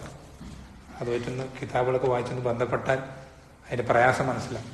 ഒരു വിഷയത്തിൽ അതിൽ ഖിലാഫ് ഇല്ല എന്ന് പറയണമെങ്കിൽ ആ വിഷയം പരാമർശിക്കുന്ന ഫിഖ്ഹിന്റെ ഗ്രന്ഥങ്ങൾ മുഴുവൻ വായിച്ചിട്ടുണ്ടാവും. ഇതിലൊന്നിലും ഒരു പണ്ഡിതനും എതിരായിട്ടൊരു അഭിപ്രായം പറയുന്നില്ലെങ്കിൽ ഇതില് ഖിലാഫില്ല, ഇതില് ഇജ്മാ ഉണ്ട്. എന്ത് പണിയാണ്, എത്ര പ്രയാസമാണ്, നല്ല പ്രയാസം. അത്രയും പ്രയാസമുള്ള ഒരു വിഷയമായതുകൊണ്ടാണ് എന്ത് ചെയ്യുന്നത്, ഇമാം അഹ്മദ് പറയുന്നത്, ഇങ്ങനെ എടുത്തു ചാടിക്കയറി ഇജ്മാ വാദിക്കുന്ന ഒരാൾ അവൻ നുണയനായിരിക്കും, സത്യസന്ധമായി ഇജ്മാ പറയുന്നവനായിരിക്കൂല എന്ന് പറയാം. എന്ന് വെച്ചാൽ അത്രയും പ്രയാസമുള്ളൊരു കാര്യമാണെന്ന് അർത്ഥം, അത്രയും പ്രയാസമുള്ളൊരു കാര്യം. ഇപ്പൊ ഉദാഹരണത്തിന് ശരിക്കും അതിന് മനസ്സിലാൻ വേണ്ടി പറയാം. ഏതെങ്കിലും ഒരു കാലഘട്ടത്തിൽ, ഇപ്പൊ താബിഈങ്ങളുടെ കാലഘട്ടത്തിൽ ഒരു മസലയിൽ ഇജ്മാ ഉണ്ടെന്ന് നമുക്ക് പറയണമെങ്കിൽ എവിടെയൊക്കെ താബിഈങ്ങളുണ്ടോ, താബിഈങ്ങൾ എന്ന് പറഞ്ഞാൽ എല്ലാ താബിഈങ്ങളും ആണെന്നില്ല, അവരിൽ മുജ്തഹിദീങ്ങൾ എന്ന് പറഞ്ഞാൽ ഖുർആനും സുന്നത്തിനും തെളിവ് പിടിക്കാൻ സാധിക്കുന്ന അത്രയും കഴിവുള്ള, പക്ഷെ പണ്ഡിതന്മാരെന്നും പറഞ്ഞ പോലെ അതിനേക്കാളും വലിയൊരു ദർജയാണ് മുജ്തഹിദീങ്ങൾ എന്ന് പറയുന്നത്. ഇവരൊക്കെ പല സ്ഥലങ്ങളിലായിരിക്കും, പല നാടുകളിലായിരിക്കും. ഈ നാടുകളിലുള്ള പണ്ഡിതന്മാർക്കൊക്കെ ഒരഭിപ്രായമാണെന്ന് മനസ്സിലാക്കണമെങ്കിൽ എല്ലാവരുടെയും യാത്രയാണ്. എല്ലാവരുടെയും പോയിട്ട് എല്ലാവരെയും കണ്ട് ഇവർക്കൊന്നും രണ്ടാമത് വേറൊരു അഭിപ്രായം ഇല്ല. അപ്പൊ ഒരു ഇജ്മാ കിട്ടാൻ എന്ത് ചെയ്യണം, മാസങ്ങളുടെ പണിയുണ്ട്. ഒരു ഇജ്മാ കിട്ടാൻ മാസങ്ങളുടെ പണിയുണ്ട്. അതുകൊണ്ടാണ് എന്ത് ചെയ്യുന്നത്, അത്രയും പ്രയാസമുള്ളതായതുകൊണ്ട് നമുക്ക് ഒരാൾക്ക് എന്ത് ചെയ്യാൻ സാധിക്കില്ല, എളുപ്പത്തിൽ ചാടിക്കയറി എല്ലാവർക്കും പറയാൻ കഴിയൂല ഇജ്മാ ഉണ്ട്. അതൊന്നാമത്തെ കാര്യം. രണ്ടാമത്തെ കാര്യം, ആദ്യത്തെ 3 നൂറ്റാണ്ട്, ഉത്തമ നൂറ്റാണ്ടെന്ന് പഠിപ്പിച്ചിരുന്ന ആദ്യത്തെ 3 നൂറ്റാണ്ട്, ഈ നൂറ്റാണ്ടിലല്ലാതെ നമുക്ക് ഇജ്മാ എന്ത് ചെയ്യാൻ സാധിക്കില്ല, ശരിക്ക് കണക്കാക്കാൻ സാധിക്കില്ല. ശരിക്കുള്ള ഇജ്മാ നമുക്ക് എന്ന് വെച്ചാൽ അതങ്ങനെ പറയാൻ കാരണം എന്ന് വെച്ചാൽ ഈ 3 നൂറ്റാണ്ടുകൾക്ക് ശേഷം പിന്നീട് എന്തായി, മുസ്ലിമീങ്ങളുടെ വ്യാപ്തി, അവരിലെ മുജ്തഹിദീങ്ങൾ ഉണ്ടായിരുന്ന സ്ഥലങ്ങൾക്ക് എന്ത് ചെയ്തു, ഒരുപാട് വലിയ വ്യാപ്തിയായി. അതിർത്തികൾ എന്ത് ചെയ്തു, ഒരുപാട് പിന്നിട്ടു. ഒരുപാട് രാജ്യങ്ങളും ഒക്കെ ഭൂഖണ്ഡങ്ങളൊക്കെ എന്ത് ചെയ്യും, കടന്നു ഈ 3 നൂറ്റാണ്ടുകൾക്ക് ശേഷം. അതുകൊണ്ട് എന്ത് ചെയ്യാൻ സാധിക്കില്ല, പിന്നീട് ഏതെങ്കിലും മസ്അല വന്നു കഴിഞ്ഞാൽ ഈ നൂറ്റാണ്ടുകളിലുള്ള എല്ലാ മുജ്തഹിദീങ്ങളും കറങ്ങി വന്നിട്ട് എന്ത് ചെയ്യാൻ സാധിക്കില്ല, ഒരു ഇജ്മാ ഉണ്ടോന്ന് അഭിപ്രായ വ്യത്യാസം ഇല്ലേ ഉറപ്പുവരുത്താൻ സാധിക്കില്ല. അതുകൊണ്ടാണ് പണ്ഡിതന്മാർ പറയാറുള്ളത്, ഉത്തമ നൂറ്റാണ്ട് ആദ്യ 3 നൂറ്റാണ്ടിലുള്ള ഇജ്മാ ആണെന്ത് ശരിക്ക് പരിഗണിക്കാൻ പറ്റുന്ന ഇജ്മാ ഈ 3 നൂറ്റാണ്ടിലുള്ളതാണ് എന്ന് പണ്ഡിതന്മാര് സൂചിപ്പിക്കാറുണ്ട്. അതുപോലെ തന്നെ ശ്രദ്ധിക്കേണ്ട ഒരു കാര്യം, ചില വിഷയങ്ങളിൽ സഹാബത്തിന്റെ കാലത്ത് ചിലപ്പോൾ ഇജ്മാ ഇല്ലാതിരിക്കാം. ചില വിഷയങ്ങളിൽ പിന്നീട് അത് എന്ത് ചെയ്തിരിക്കാം, താബീങ്ങളുടെ കാലത്തും താബീങ്ങളുടെ കാലത്തൊക്കെ ഇജ്മാ അങ്ങനത്തെ മസാലകളുണ്ട്. നമ്മെ സംബന്ധിച്ചിടത്തോളം ഏതെങ്കിലും ഒരു കാലഘട്ടത്തിൽ ഇജ്മാ സംഭവിച്ചാൽ പിന്നെ നമ്മൾ എന്ത് ചെയ്യാൻ പാടില്ല, അന്ന് അതിന് മുമ്പ് ഇജ്മാ സംഭവിക്കുന്ന മുമ്പ് ആ സഹാബി അങ്ങനെ പറഞ്ഞില്ലേ എന്ന് തെളിവ് പിടിക്കാൻ പാടില്ല. ആ സഹാബി അങ്ങനെ പറഞ്ഞില്ലേ, അല്ലെങ്കിൽ അതിനു മുമ്പ് ഈ താബി ഇങ്ങനെ പറഞ്ഞില്ലേ എന്ന് തെളിവ് പിടിക്കാൻ ഒരു ഇജ്മാ സംഭവിച്ചാൽ പിന്നെ അതെന്തായി സ്ഥിരപ്പെട്ടു. ഒരു ഇജ്മാ ഒരു കാലത്ത് ഉണ്ടെന്ന് ശരിക്കും സ്ഥിരപ്പെട്ടാൽ അതെന്ത് ചെയ്തു, അല്ല അത് തെളിയിക്കപ്പെട്ടാൽ അതെന്തായി സ്ഥിരപ്പെട്ടു. പിന്നെ അതെന്തെങ്കിലും മാറൂല. പിന്നെ അഭിപ്രായത്തിൽ വേറൊരു അഭിപ്രായം പറഞ്ഞാൽ അതെന്താവൂല, അത് കൂട്ടാക്കപ്പെടൂല, പരിഗണിക്കൂല. ഇത് വളരെ ശ്രദ്ധിക്കേണ്ട ഒരു മസാലയാണ്. ഇത് ഒരുപാട് മസാലയാണ് അതുമായി ബന്ധപ്പെട്ട്, അതൊന്നും പറയുന്നില്ല. വലിയൊരു പല പണ്ഡിതന്മാർക്കും കിതാബുകളെ ഇജ്മാന്റെ വിഷയം മസാലകൾ സംബന്ധിച്ച് അതൊന്നും വലിയൊന്നും കടക്കുന്നില്ല. ചുരുക്കത്തിൽ ഇജ്മാ എന്നുള്ളത് നമ്മൾക്ക് എന്ത് ചെയ്യാൻ പാടില്ല, ഒരിക്കലും നമ്മൾക്ക് എതിരാവാൻ പാടില്ല. നമ്മളൊരിക്കലും ഒരു കാരണവശാലും ഇജ്മാനെതിരാവാൻ പാടില്ല. വിശ്വാസ കാര്യങ്ങളിൽ ഇജ്മാ ആയിക്കോട്ടെ, പ്രവർത്തനങ്ങളിൽ ഇജ്മാ ആയിക്കോട്ടെ, ഒരുപാട് വിഷയങ്ങളിൽ ഇജ്മാ ഉണ്ട്. ശ്രദ്ധിക്കണം, നമ്മൾ ഒരുപാട് വിഷയങ്ങളിൽ ഇജ്മാ ഉണ്ട്. ഈ ഇജ്മാകളൊക്കെ നമ്മൾ എന്ത് ചെയ്യണം, വളരെ ഗൗരവത്തിൽ തന്നെ പരിഗണിക്കണം. ഫിഖിന്റെ തന്നെ എത്ര മസലകൾ ഇജ്മാ ഉണ്ട്. ഫിഖ് അഖീദ നമ്മൾ നേരത്തെ പറഞ്ഞു, അതിൽ മിക്ക മസലകളും ഇജ്മാകളും, വളരെ ചുരുക്കം മസലകളെ ഇജ്മാ ഇല്ലാത്ത അഭിപ്രായ വ്യത്യാസമുള്ള മസലകളുള്ളൂ. ഫിഖിലും കുറെ മസലകൾ എന്തുണ്ട്, ഇജ്മാവുള്ള മസലകൾ ഒരുപാടുണ്ട്. ഇജ്മാവുള്ള മസലകൾ ഒരുപാട് മസലകളുണ്ട്. ഈ തരത്തിലുള്ള ഇജ്മാകൾക്ക് ഒന്നിനും നമ്മൾ ഒരിക്കലും എതിരാകാൻ പാടില്ല. അതുപോലെ തന്നെ നേരത്തെ പറഞ്ഞ വിഷയമാണ്, ഏറ്റവും ശക്തമായ തെളിവാണ് എന്ത്, ഇജ്മാ. എല്ലാ തെളിവും നമുക്ക് ദീനിൽ എല്ലാ തെളിവുകൾക്കാളും ഏറ്റവും ശക്തമായ തെളിവ് എന്നുവെച്ചാൽ നമ്മുടെ കയ്യിലുള്ള ആയുധങ്ങളിൽ ഏറ്റവും വലിയ ആയുധമാണ് എന്ത്, ഇജ്മാ ഉള്ളത്.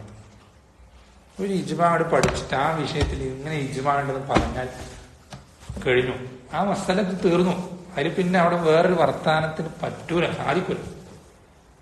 ഇജ്മാ എന്താണെന്ന് അറിയുന്ന, ഖുർആൻ സുന്നത്തിനും കീഴ്പ്പെടുന്ന വഴിപ്പെടുന്ന ഒരാൾക്ക് പിന്നെ അവിടെ എന്ത് ചെയ്യാൻ സാധിക്കൂല, അനങ്ങാൻ പറ്റൂല. അപ്പൊ നമുക്ക് എല്ലാവർക്കും എതിരിലും, എല്ലാ വിദേഹത്തിന്റെ കക്ഷികൾക്കെതിരിലുള്ള ഏറ്റവും വലിയ ആയുധമാണ് എന്ത്, ഇജ്മാ എന്നുള്ളത്. നമ്മൾ അത് ശേഖരിക്കണം. ഓരോ മസലയിലും ഇജ്മാ ഉണ്ടെങ്കിൽ പ്രത്യേകം അതെന്ത് ചെയ്യണം, പഠിപ്പിക്കുന്നവരത് നോട്ട് ചെയ്ത് അത് പ്രത്യേകം പറഞ്ഞു കൊടുക്കണം. പഠിക്കുന്നവരത് പ്രത്യേകം എന്ത് ചെയ്യണം, ശ്രദ്ധിക്കണം. ഇന്ന വിഷയത്തിൽ ഇജ്മാ ഉണ്ട്, ആ വിഷയത്തിൽ ഇജ്മാ ഉണ്ട്, ഒക്കെ നമ്മൾ എന്ത് ചെയ്യണം, പഠിച്ചു വയ്ക്കണം.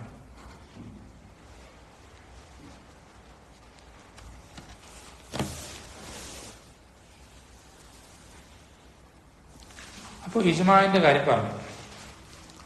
ഇതിൽ നമ്മൾ എടുക്കേണ്ട ഇങ്ങനെ ഇജ്മാ ഉള്ള വിഷയത്തിൽ നമുക്ക് എതിരാവാൻ പാടില്ല എന്നാണ് പറഞ്ഞത്. ഇനി ഇജ്മാ ഇല്ലെങ്കിലോ, നമ്മൾ പറഞ്ഞു സലഫുകളുടെ കാലത്തിൽ ഇജ്മാ ഉണ്ടെങ്കിൽ ഓക്കെ, ക്ലിയർ ആണ്, സംഭവം വ്യക്തമാണ്. ഇജ്മാ ഉണ്ടെങ്കിൽ വേറെ വർത്താനൊന്നുമില്ല, വേറെ ഓപ്ഷൻ ഇല്ല. നമുക്ക് ആ ഒരു ഓപ്ഷനേ ഉള്ളൂ, അത് നമ്മൾ സ്വീകരിക്കുക.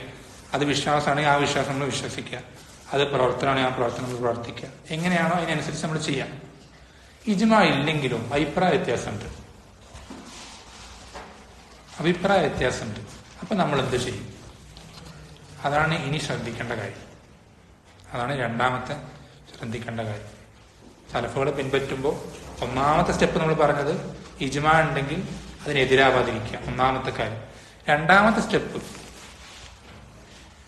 അഭിപ്രായ വ്യത്യാസമായി കഴിഞ്ഞാൽ, പക്ഷെ ഇജ്മാ ഇല്ലാത്തൊരവസ്ഥയാണെങ്കിൽ, ഒരു സഹാബിക്ക് ഒരു അഭിപ്രായം, മറ്റൊരു സഹാബിക്ക് വേറൊരു അഭിപ്രായം, അങ്ങനെ ആയാൽ എന്തു ചെയ്യണം? ആദ്യം ശ്രദ്ധിക്കേണ്ടത്, ഈ അഭിപ്രായ വ്യത്യാസമുള്ളത് രണ്ടു തരമുണ്ട്. ഏറ്റവും ആദ്യം അതിന്റെ ഉള്ളിൽ പിന്നെ രണ്ടു തരം വേറെ തരുന്നുണ്ട്. ഏറ്റവും ആദ്യം ശ്രദ്ധിക്കാം. ഏറ്റവും ആദ്യം എല്ലാ അഭിപ്രായ വ്യത്യാസങ്ങളും എടുത്താൽ അതിന് രണ്ടു തരാക്കുന്നുണ്ട്. അത് ശൈഖുൽ ഇസ്ലാം എന്ത് ചെയ്യുന്നുണ്ട്, മുഖദ്ദിമത്തുൻ ഫി ഉസൂൽ തഫ്സീർ എന്ന ഗ്രന്ഥത്തിൽ പറയുന്നുണ്ട്. എന്താണ്? ഇഖ്തിലാഫു തനവ്വുഉം ഇഖ്തിലാഫു തവാദും. ഇഖ്തിലാഫു തനവ്വുഉം ഇഖ്തിലാഫു തവാദും. ഇഖ്തിലാഫു തനവ്വു അല്ലേ? ആരും നോട്ട് കൊണ്ട് വന്നിട്ടില്ല. ഇഖ്തിലാഫു തനവ്വു എന്ന് പറഞ്ഞാൽ ഉദ്ദേശിക്കപ്പെടുന്ന കാര്യം ഒന്ന് തന്നെയായിരിക്കും. അവരുടെയൊക്കെ ഉദ്ദേശം എന്തായിരിക്കും? ഒന്ന് തന്നെയായിരിക്കും. പക്ഷെ അത് പറഞ്ഞ രൂപമോ അല്ലെങ്കിൽ അതിനുപയോഗിച്ച വാക്കുകളോ ഇതൊക്കെ വ്യത്യാസം ഉണ്ടാവും. സംഭവം ഒന്ന് തന്നെയായിരിക്കും. അതിന്റെ മക്സൂദ് ഒന്ന് തന്നെയായിരിക്കും. പക്ഷെ ഇഖ്തിലാഫ് തളാദ് അങ്ങനെയല്ല, നേരെ ഓപ്പോസിറ്റ് ആവുന്ന രൂപത്തിൽ. ഉദാഹരണത്തിന് മനസ്സിലാൻ വേണ്ടി പറയാം. ഇഖ്തിലാഫ് തനവ്വു അതിനൊരു ഉദാഹരണമാണ്, ഏറ്റവും നല്ല ഉദാഹരണമാണ് എന്ത്? സൂറത്തുൽ ഫാത്തിഹയിൽ ഇഹ്ദിനസ് സിറാത്തുൽ മുസ്തഖീം അല്ലേ? ഈ സിറാത്തുൽ മുസ്തഖീമിന്റെ തഫ്സീർ എടുത്തു നോക്കിയേ. ഒരുപാട് തരത്തിൽ, പലതരത്തിലാണ്. എല്ലാവരും ഒരേ വാക്കല്ല ഉദ്ദേശിച്ചത്. ചിലരെന്ത് ചെയ്തിട്ടുണ്ട്? ഈ സിറാത്തുൽ മുസ്തഖീം അള്ളാഹുവിന്റെ റസൂൽ സല്ലല്ലാഹു അലൈഹി വസല്ലം എന്ത് ചെയ്തിട്ടുണ്ട്? ചിലര് പറഞ്ഞിട്ടുണ്ട്. ചിലരിത് എന്ത് ചെയ്തിട്ടുണ്ട്? ഇത് ഖുർആനാണെന്ന് പറഞ്ഞിട്ടുണ്ട്. ചിലരിത് എന്ത് ചെയ്തിട്ടുണ്ട്? വഹിയാണെന്ന് പറഞ്ഞിട്ടുണ്ട്. ചിലരിത് എന്ത് ചെയ്തിട്ടുണ്ട്? സ്വഹാബത്താണെന്ന് പറഞ്ഞിട്ടുണ്ട്. ഇതൊക്കെ പറഞ്ഞാൽ ഇതൊക്കെ ഉദ്ദേശിക്കുന്ന എന്താ? ഒറ്റ കാര്യം തന്നെ. ഇതെല്ലാം ഒന്ന് തന്നെ. അവർ പറയുന്ന വാക്കുകളൊക്കെ വ്യത്യാസമാണ് അല്ലെ? ഒരാൾ ഖുർആൻ എന്ന് പറഞ്ഞു, ഒരാൾ അള്ളാഹുവിന്റെ റസൂൽ സ്വല്ലല്ലാഹു അലൈഹി വസല്ലം പറഞ്ഞു, ഒന്ന് സ്വഹാബത്ത് പറഞ്ഞു, ഒന്ന് വഹീന്ന് പറഞ്ഞു. ഇതെല്ലാം ഇങ്ങനെ വ്യത്യാസം ഉണ്ടെങ്കിലും അതൊക്കെ നമ്മൾ ശരിക്കും സ്വഹാബത്തിനെ പിൻപറ്റിയാൽ നമ്മൾ പിൻപറ്റുന്ന ആരാ? അള്ളാഹുന്റെ റസൂൽ സ്വല്ലല്ലാഹു അലൈഹി വസല്ലം. അള്ളാഹുന്റെ റസൂൽ വഹീനെ പിൻപറ്റാൻ, നമ്മൾ വഹീനെ പിൻപറ്റുന്നവരാണ്. ഈ വഹീൽപ്പെട്ടതാണ് എന്ത്? ഖുർആൻ. അപ്പൊ നമ്മൾ ഖുർആനെ പിൻപറ്റുന്നില്ല. ഇത് നമ്മളെന്തില്ല, ഒത്തുചേരായികയില്ല. ഒക്കെ ഒരേ കാര്യമായി ജോയിൻ ചെയ്യുന്ന ഇന്റർലിങ്ക് ആയിട്ടുള്ള കാര്യങ്ങളാണ്. ഇങ്ങനെയുള്ള അഭിപ്രായ വ്യത്യാസങ്ങൾ അതെല്ലാം നമ്മുടെ ചർച്ചയിൽ അത് വരുന്നേ ഇല്ല. അത് ശരിക്കും എന്തല്ല? അഭിപ്രായ വ്യത്യാസമില്ല. നമ്മൾ ശ്രദ്ധിക്കേണ്ടത് തഫ്സീറിൽ, ഖുർആനിന്റെ തഫ്സീറിൽ മിക്കതും ഭൂരിഭാഗവും ഇഖ്തിലാഫു തനവ്വുആണ്. അതൊന്ന് പഠിച്ചു വെക്കണം. എന്നുവെച്ചാൽ ഖുർആൻ തഫ്സീർ സലഫുകളുടെ അസറുകൾ വെച്ച് പഠിക്കുന്ന ഒരാൾ ഒരിക്കലും ദലാലത്തിലാവില്ല. അതാണ് ഖുർആൻ ഹിദായത്തിന്റെ ഗ്രന്ഥാണെന്ന് പറയുന്നത്. ശരിക്കും ശ്രദ്ധിച്ചോ. നമുക്ക് ഏത് വിഭാഗക്കാരനായിക്കോട്ടെ, ഏത് വിധത്തിന്റെ ആളായിക്കോട്ടെ, ഖുർആൻ അംഗീകരിക്കുമല്ലോ. ഈ ഖുർആൻ സലഫുകളുടെ അസർ വെച്ച് അവൻ പഠിച്ചാൽ അവൻ ഹിദായത്തിലാവാതിരിക്കൂല. അത്രയധികം മസലകൾ എന്ത് ചെയ്തിട്ടുണ്ട്? പക്ഷെ സലഫുകൾ ഖുർആന്റെ തഫ്സീർ പരിഗണിച്ച് അതിൽ മുഴുകിയത് പോലെ വേറൊന്നിനും മുഴുകിയിട്ടില്ല. അത്രയധികം അസറുകൾ ഓരോ ആയത്തിലും ഇഷ്ടംപോലെ കാണും. അപ്പൊ പലതിലും ഇങ്ങനെ ഇതുണ്ടാവും, ഇഖ്തിലാഫ് തനവ്വുഅ് ഉണ്ടാവും. അത് കണ്ടിട്ട് നമ്മൾ എന്ത് ചെയ്യണ്ട? ഇതാവണ്ട, തെറ്റിദ്ധരിക്കണ്ട. അത് മൊത്തം അഭിപ്രായ വ്യത്യാസം ഫിഖ് പോലെ തന്നെ ആണല്ലോ വിചാരിക്കണ്ട. വളരെ എളുപ്പമാണ് തഫ്സീർ എന്നുള്ളത്. നമ്മുടെ ദീനിന്റെ പ്രത്യേക അള്ളാഹുവിന്റെ റഹ്മത്താണത്. ഏറ്റവും പ്രധാനപ്പെട്ടത് ഏറ്റവും എളുപ്പമാണ്. അപ്പോ ഇത് പറഞ്ഞത് ഈ ഇഖ്തിലാഫ് തനവ്വുഅ് മനസ്സിലാക്കാൻ വേണ്ടിയിട്ടാണ്. പ്രത്യക്ഷത്തിൽ ഇഖ്തിലാഫ് പോലെ തോന്നും, പക്ഷെ അതെന്തല്ല, ശരിക്കും ഇഖ്തിലാഫ് അല്ല. പക്ഷെ ഇഖ്തിലാഫ് തളാദ് അങ്ങനെയല്ല. അത് നമ്മുടെ വിഷയം അതാണ്, നമ്മൾ പറയാൻ ഉദ്ദേശിക്കുന്ന ഭാഗത. ഇഖ്തിലാഫ് തളാദ് നമ്മൾ ശ്രദ്ധിക്കേണ്ടത്, സഹാബത്തിന്റെ ഇടയിൽ ഇഖ്തിലാഫ് തളാദ് ഉണ്ടെങ്കിൽ വളരെ ശ്രദ്ധിക്കണേ. സഹാബത്തിനിടയിൽ ഇഖ്തിലാഫ് തളാദായിട്ട് 2 അഭിപ്രായങ്ങളുണ്ട്, അല്ലെങ്കിൽ 3 അഭിപ്രായങ്ങളുണ്ടെന്ന് വിചാരിക്കാം. ഈ 3-ൽ നിന്ന് എന്ത് ചെയ്യില്ല, ഹക്ക് പുറത്തേക്ക് 4-മതൊരു അഭിപ്രായത്തിലേക്ക് പോകില്ല. വളരെ ശ്രദ്ധിക്കേണ്ട കാര്യം. ഈ 2 അഭിപ്രായത്തിൽ നിന്ന് ഹക്ക് ഇത് 2 അല്ലാതെ ഒന്നുകിൽ ഇതൊന്ന് അല്ലെങ്കിൽ 2, ഇതല്ലാതെ 3-മത്തിലേക്ക് എന്ത് ചെയ്യില്ല, ഹക്ക് ആവൂല. ഇതിലേതോ ഒന്നാണ് ഹക്ക്. വളരെ ശ്രദ്ധിക്കണം. ഇതിലേതോ ഒന്നാണ് ഹക്ക്. ക്ഷേമണ്ടല്ലേ? ആർക്കല്ല കാപ്പി കഴിഞ്ഞോ?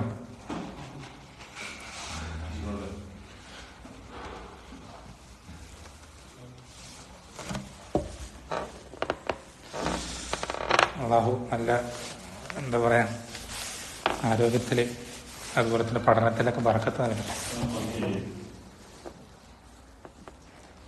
ജോലിയിലും സമ്പത്തിലും കുടുംബത്തിലൊക്കെ. അപ്പോ രണ്ടഭിപ്രായങ്ങൾ ഒരു മസലയിൽ ഉണ്ടെന്ന് വിചാരിക്കാം സഹാബത്തിനിടയിൽ. ഒരു സഹാബി ഇങ്ങനെ പറഞ്ഞു, ഒരു സഹാബി വേറൊരു അഭിപ്രായം പറഞ്ഞു. ഒന്നുകിൽ ഇതായിരിക്കും ശരി, അല്ലെങ്കിൽ ഇതായിരിക്കും ശരി. രണ്ട് സഹാബി പറഞ്ഞ രണ്ട് അഭിപ്രായങ്ങൾ ഏതെങ്കിലും ഒന്നായിരിക്കും ശരി, മൂന്നാമതൊന്നും ആവൂല. ശരി ഇതിൽ നിന്ന് വിട്ടുകടക്കൂല. അത് വളരെ അടിസ്ഥാനപരമായി മനസ്സിലാക്കേണ്ട കാര്യം, നമ്മൾ അടിസ്ഥാനപരമായി മനസ്സിലാക്കേണ്ട കാര്യം.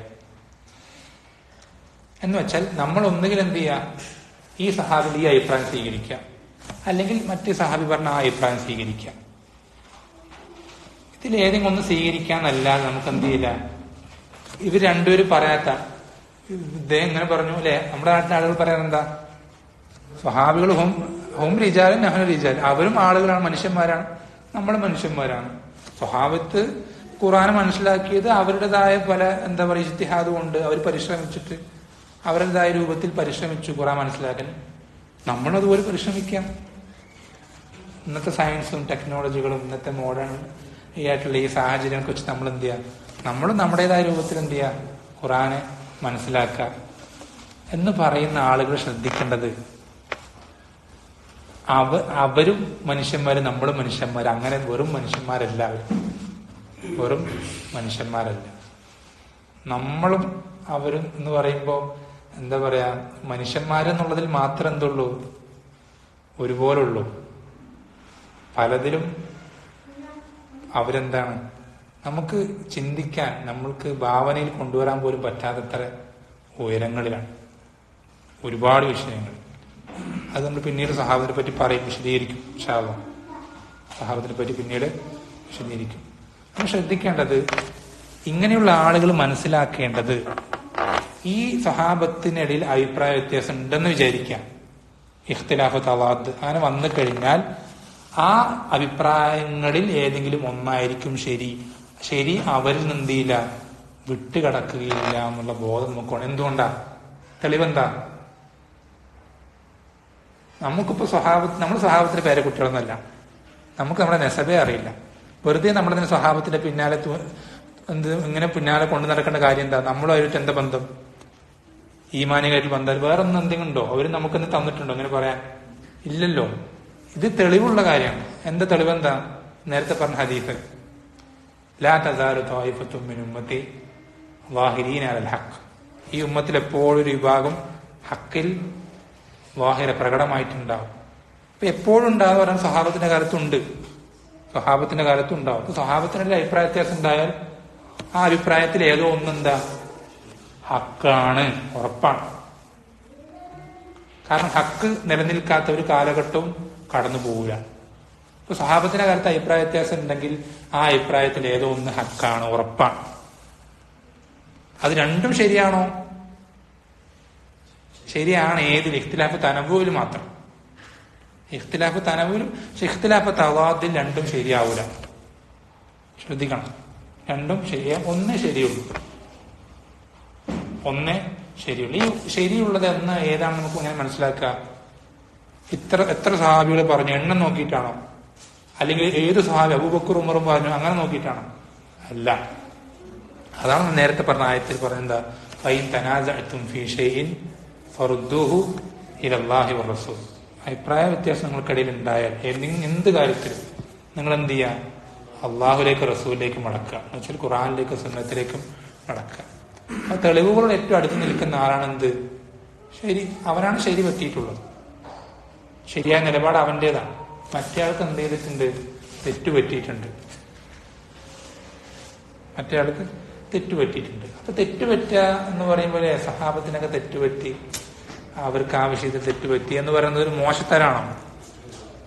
അല്ലെ? പല ആളുകളും നമ്മൾ സ്വഹാബത്തിനെ പിൻപറ്റണം, സ്വഹാബത്താണ് നമ്മുടെ മാതൃക പറയുമ്പോൾ മറ്റേ ഓരോ വിഷയത്തിൽ സ്വഹാബത്തിന് ആ വിഷയം തെറ്റുപറ്റിയില്ലേ, ഇതിൽ തെറ്റുപറ്റിയില്ലേ, അങ്ങനെ ചെയ്തില്ല, ആ സ്വഹാബി ഇങ്ങനെ ചെയ്തില്ലേ, ഇങ്ങനെ ഓരോ തെറ്റുകൾ എടുത്തിട്ട് എന്ത് ചെയ്യുക? കൊണ്ടുവരിക. നമ്മളെ സംബന്ധിച്ചിടത്തോളം തെറ്റുകൾ പറ്റുക എന്നുള്ളത് നമ്മൾ നേരത്തെ പറഞ്ഞു മുജ്തഹിദിൽ നിന്നാണെങ്കിൽ, ശ്രദ്ധിക്കണേ, മുജ്തഹിദിൽ നിന്നാണെങ്കിൽ അത് നബി സ്വല്ലല്ലാഹു അലൈഹി വസല്ലം പഠിപ്പിച്ചു തരുന്നുണ്ട്. എന്താണ്? ഇദ ഇജ്തഹദൽ ഹാകിമു ഫഅസാബ ഫലഹു അജ്റൻ വഇദ ഇജ്തഹദ ഫഅഖ്ത ഫലഹു അജ്റുൻ വാഹിദ്. ശരിക്കും ശ്രദ്ധിക്കേണ്ട ഹദീസാണ്. വിശ്വാസം പറയുന്നത് എന്താ? ഒരാൾ ഒരു മുജ്തഹിദ്, അയാളൊരു വിഷയത്തിൽ ഒരു വിധിയിൽ അയാൾക്ക് കഴിവിന്റെ പരമാവധി ദീനും ഖുർആനും സുന്നത്തൊക്കെ കഴിവിന്റെ പരമാവധി അന്വേഷിക്കുകയും പഠിക്കുകയും ചെയ്തിട്ട് അയാളൊരു വിധി അത് വിശ്വസിക്കുകയോ അല്ലെങ്കിൽ നടപ്പിലാക്കുകയോ ചെയ്താൽ ആ നടപ്പിൽ വരുത്തിയതിൽ അയാൾ ശരിയായ നിലപാടാണ് സ്വീകരിച്ച് അയാളത് ആയിട്ടുള്ളതെങ്കിൽ അയാൾക്ക് എന്ത് 2 പ്രതിഫലമുണ്ട്. ശരിയായാൽ. തെറ്റുപറ്റിയാലോ എന്താ വിശ്വാസം പറഞ്ഞെന്താ? അവന് 1 പ്രതിഫലം ഉണ്ടെന്നാണ്.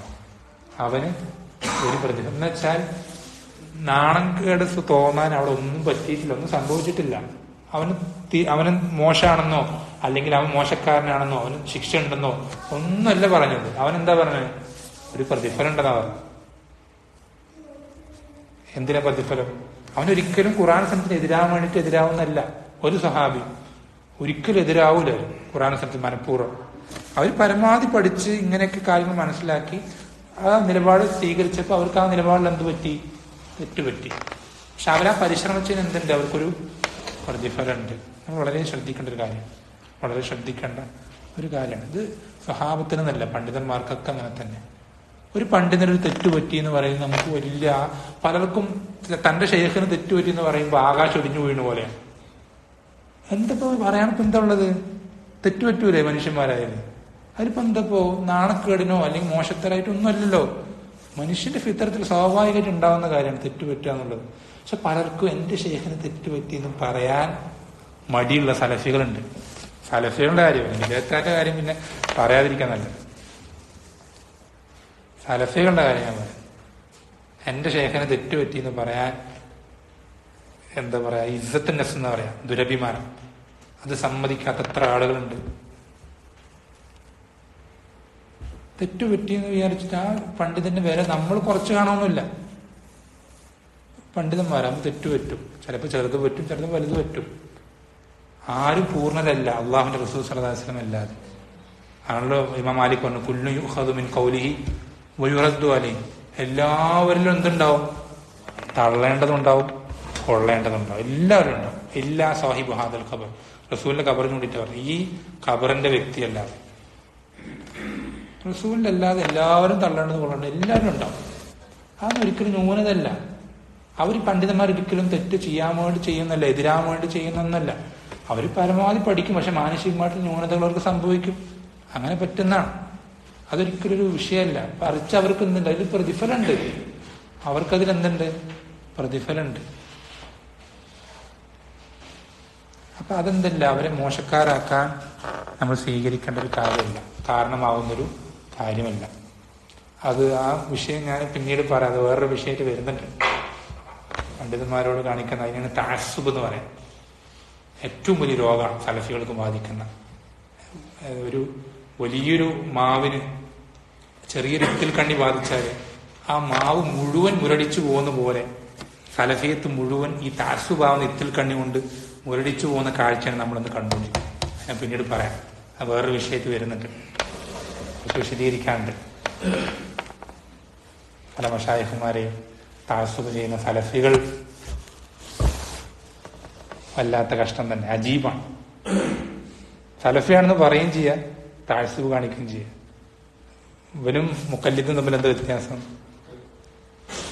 അങ്ങനെ തഅസ്സുബ് കാണിക്കുകയാണെങ്കിൽ നമുക്ക് 4 മദ്ഹബുകൾ നമ്മൾ തഅസ്സുബ് കാണിക്കണ്ടേ? എത്ര വലിയ ഇമാമിങ്ങളാണ് അവര്. അവരെ പോലെ ആരാ പിന്നീട് ഉണ്ടായിട്ടുള്ളത്? അവർ മുമ്പുണ്ടായിട്ടില്ല, പിന്നീട് അങ്ങനെ ആരാ ഉണ്ടായിട്ടുള്ളത്? എന്നിട്ട് നമ്മൾ അവരോട് തഅസ്സുബ് കാണിക്കുന്നുണ്ടോ? അവരോട് തഅസ്സുബ് കാണിച്ചിട്ടില്ലെങ്കിൽ പിന്നെ നമ്മളതിനെ ഇവരോട് തഅസ്സുബ് കാണിക്കാം? എന്ത് ലോജിക്കുള്ളത്? എന്ത് ഹിക്മത്തുള്ളത്? അതിലെന്ത് ശറഅ എന്താ അവിടെ പഠിപ്പിച്ചിരുന്നത്? അതിലെന്തെങ്കിലും ഒരു കാര്യം, ദലീൽ, അങ്ങനെ എന്തെങ്കിലും ഉണ്ടോ? നിങ്ങൾ 4 മദ്ഹബുകൾ മാത്രം തഅസ്സുബ് ചെയ്തത്, ബാക്കിയുള്ള തഅസ്സുബ് ചെയ്തോ? അങ്ങനെ എന്തെങ്കിലും ആയത്തോ ഹദീസ് എന്തെങ്കിലും ഉണ്ടോ? അത് ഞാൻ വേറെ പിന്നീട് പറയാം. കുറച്ച് വിശദീകരിക്കേണ്ട വിഷയമാണ്.